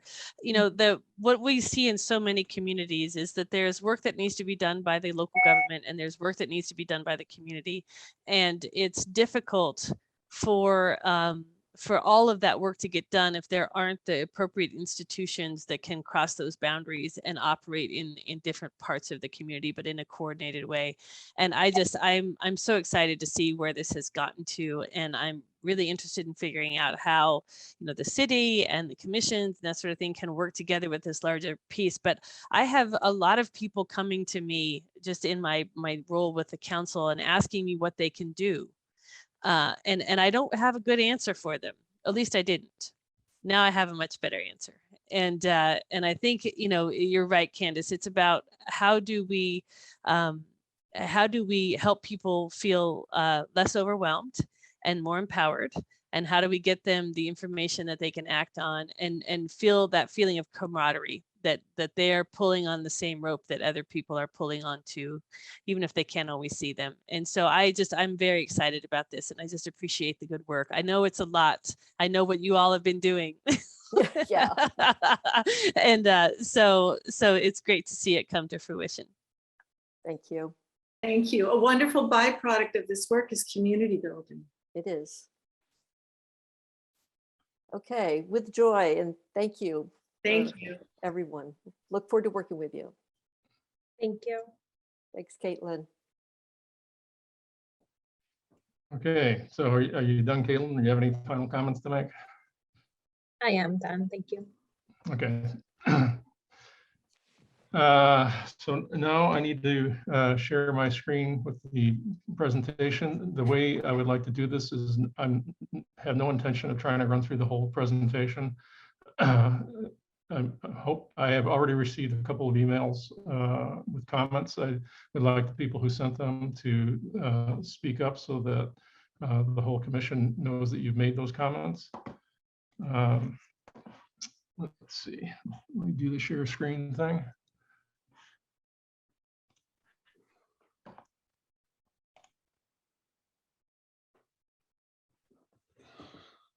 Here.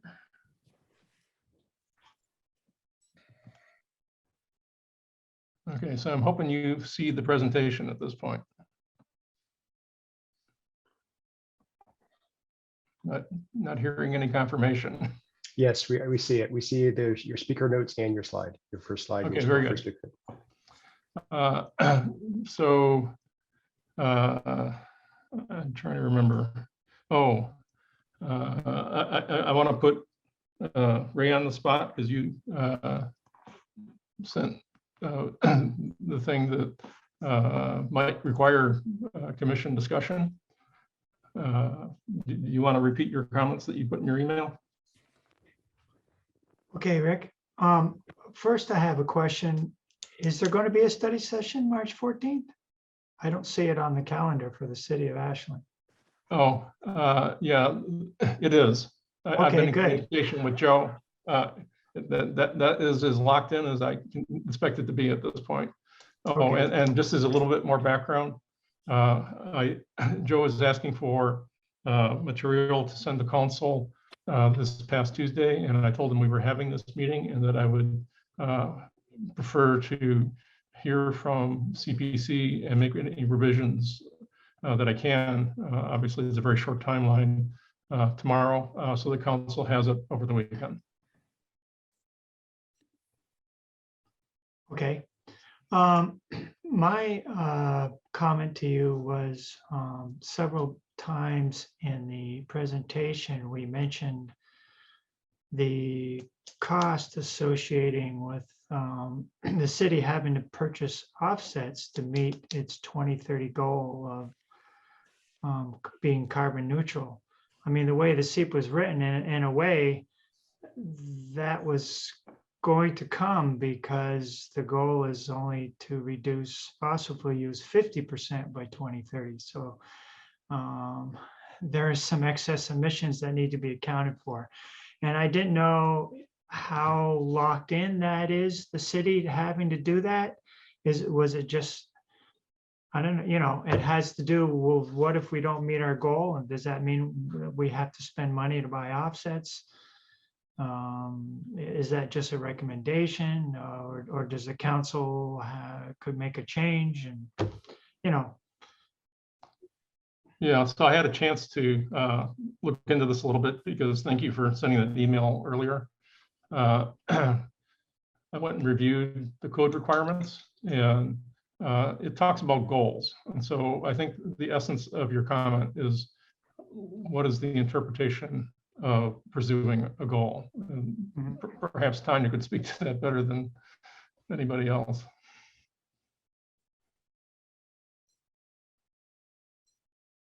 If I wasn't muted, you know, I'm not sure I can speak to it any better than anybody else can. You know, I think that's, I'm sorry, my brain is not working very well at this point in the meeting. I have thoughts, they're just not coming together. So maybe we can keep the conversation moving. And if I grab it back a hold, I'll come back forward with it. Well, there was a lot of discussion when the SEEP was made on whether or not the city would pursue offsets. And so the question really is here, is the city obligated to offset its emissions where it doesn't meet its goal? And how codified is that? I would just say I haven't heard any conversation of that in 3 years on the council. So that doesn't necessarily mean that it is one way or the other, but I'm just saying that hasn't been part of our conversations. Okay, so what I'm taking away from this is I'm not hearing anybody suggest actually changing the presentation, but it's worth having the discussion about what this might possibly mean, should it be questioned during the study session.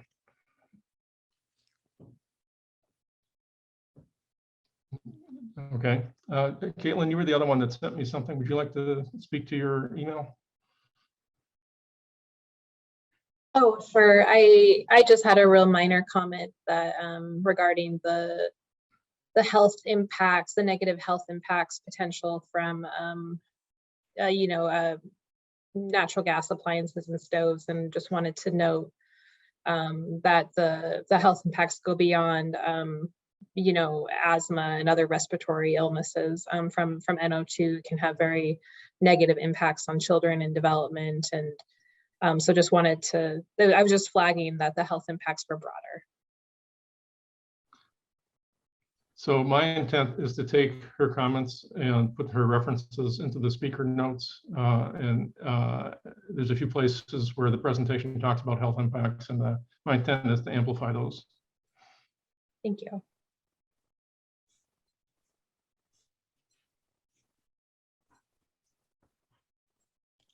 Okay, so those are the only 2 emails I received, and so I just want to throw it open now I'm sorry you didn't have more time to look at this, but that's just the way the schedule worked out. And so if there's other comments, Ray? Yeah, first, Rick, I just want to acknowledge all the work you put into this. I don't know who else you may have had help with, but it looks like it took a ton of work. The other thing is the speaker notes. Is your goal to try to go through all of those on each slide, or just have them there if questions come up, or to sort of focus the conversation? Well, I intended to pretty much read them. Okay. The council will have a chance to see them before the meeting, but to the extent that there are community members out there, they will not have had that opportunity. And some people learn better orally than they do with written material. And so my intent is to go through it. This is much the same style that I used for the annual update in September, presenting CPC status to council. So I try to write it in a fashion I feel like I would normally speak, if only I could compose my thoughts by thinking about it first. Well, the way I saw it, that's what I thought you meant, and I'm fine with that. I was just curious, and we'll see how it goes. Bob? Yeah, I'll just take the opportunity as well. I think I want to echo what Ray said. I think you did a really nice job on this. I mean, I didn't send further comments. I was part of the group that was deputized in the last CPC meeting to support you in this, and so I've had a couple of looks at it, and have to say you did all the work, most of the work.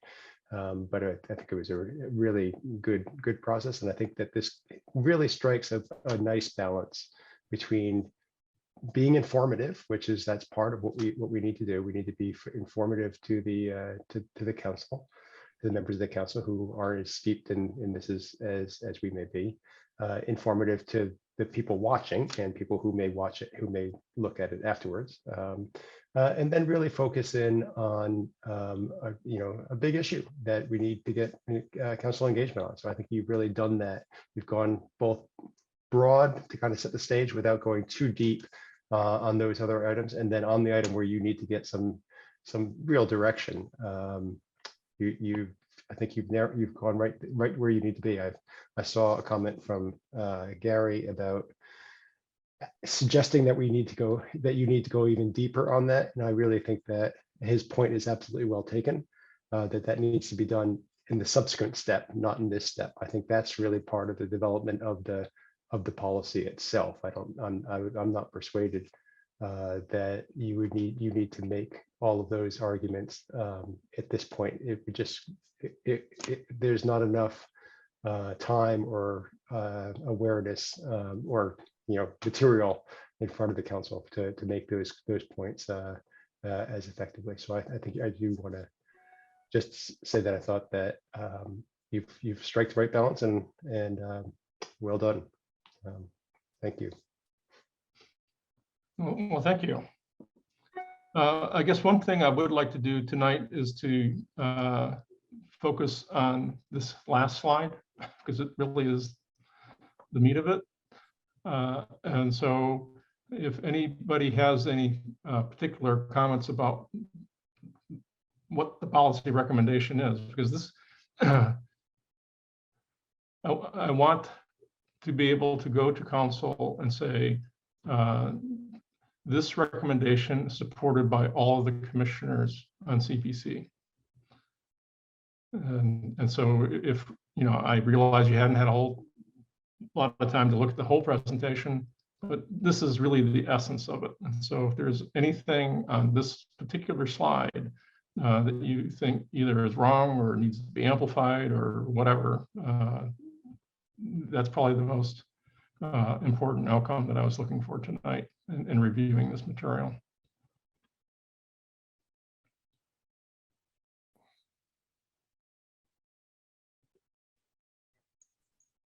Rich, on the third bullet where it says remodels, do you want to say remodels, just to be clear, of city facilities? I'm not seeing. A second indented. Oh, there. Okay. Now I've got context. What did you say again? So you, Oh, again, I see. So like if it said, just to city be facility clear, remodels. we're just talking about city facilities. Yeah. Yeah, I actually noticed that and fixed that elsewhere in the presentation. But thank you. I'll fix that here too.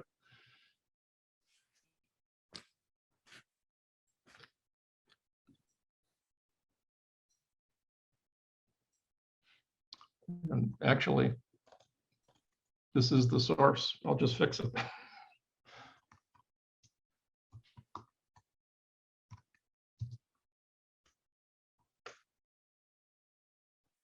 No, that's not quite right. I'll get my English right. There. Rick, do you think, I'm trying to remember if earlier in the presentation on the second to last bullet, the exceptions, if you mentioned types of exceptions, or you're just leaving it open that it's possible you are, is an exception really just a, well, okay, I think you did. There's like no other way to do it without fossil fuel, is that? Well, the only other reference that strikes me from what you just said is the current administrative policy. It has that Right. sort of language in it. Right. This recommendation doesn't, and that particular bullet referring to specific exceptions still to be determined is wide open. I don't personally know, and I think I say that in the speaker notes, of any reason for any of the buildings to have to continue to use gas. But I think we need to have a little bit of humility to realize we don't know everything that city staff knows, and we're likely to learn a lot as we go through this process. Okay, thank you. Oh, and I can't actually see everybody while I'm screen sharing. So if you have something to say, you need to just pipe up. I support this policy recommendation. It looks good to me. And I just wanted to add real quick on a separate note, Rick, you know, I have personal expertise in carbon offsets, and if there's any need to look into things like anticipated price curves or opportunities for the city to generate its own carbon offsets, I'd be happy to serve as a resource there. Well, that's really great to know, so that if that question is raised by council, I can say, I've got an expert. That's right. Let me go consult with her. Yeah. Yeah, I'm glad you mentioned that, Caitlin, because that was also in my email that the city could decide to create its own offset program. That's right. In terms of that, Ray, do you mean where we could have offset programs here within the city limits, like some type of sequestration Right, program? right. Or a payment to get somebody off of gas. That would be, you know, that could be an offset, gas to electricity conversion that clearly eliminates greenhouse gas emissions that wouldn't otherwise be eliminated in the community, not in the city facilities. Yeah, there's also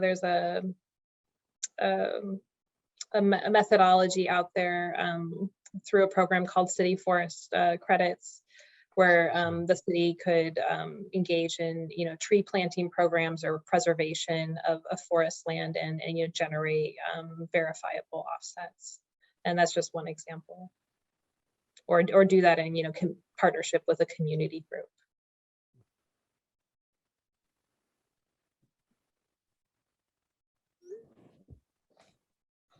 But I don't want to pull us totally off track here on the question you had, Rick. So I support what you have here on the slide. Yeah, and since you're looking for affirmation on that specific side, I also agree. I fully support the slide. I agree as well.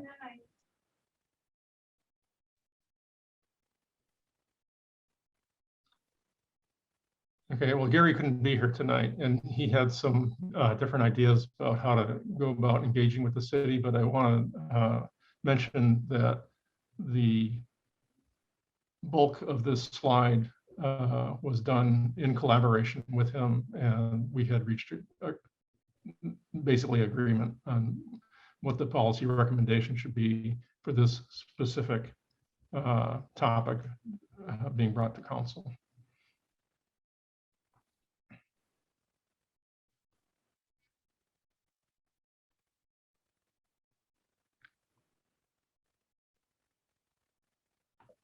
Okay, well, I don't want to belabor it if everybody's pretty much largely in agreement with it.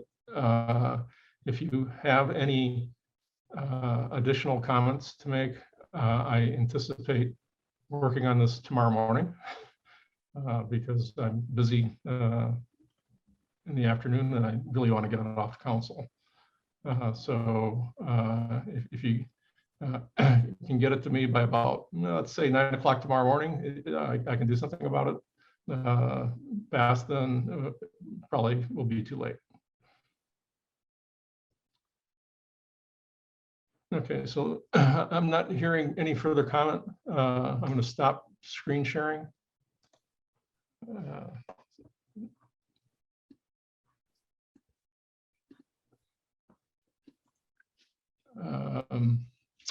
It's obviously too late to go back through the look ahead. I'm not even going to try to start that.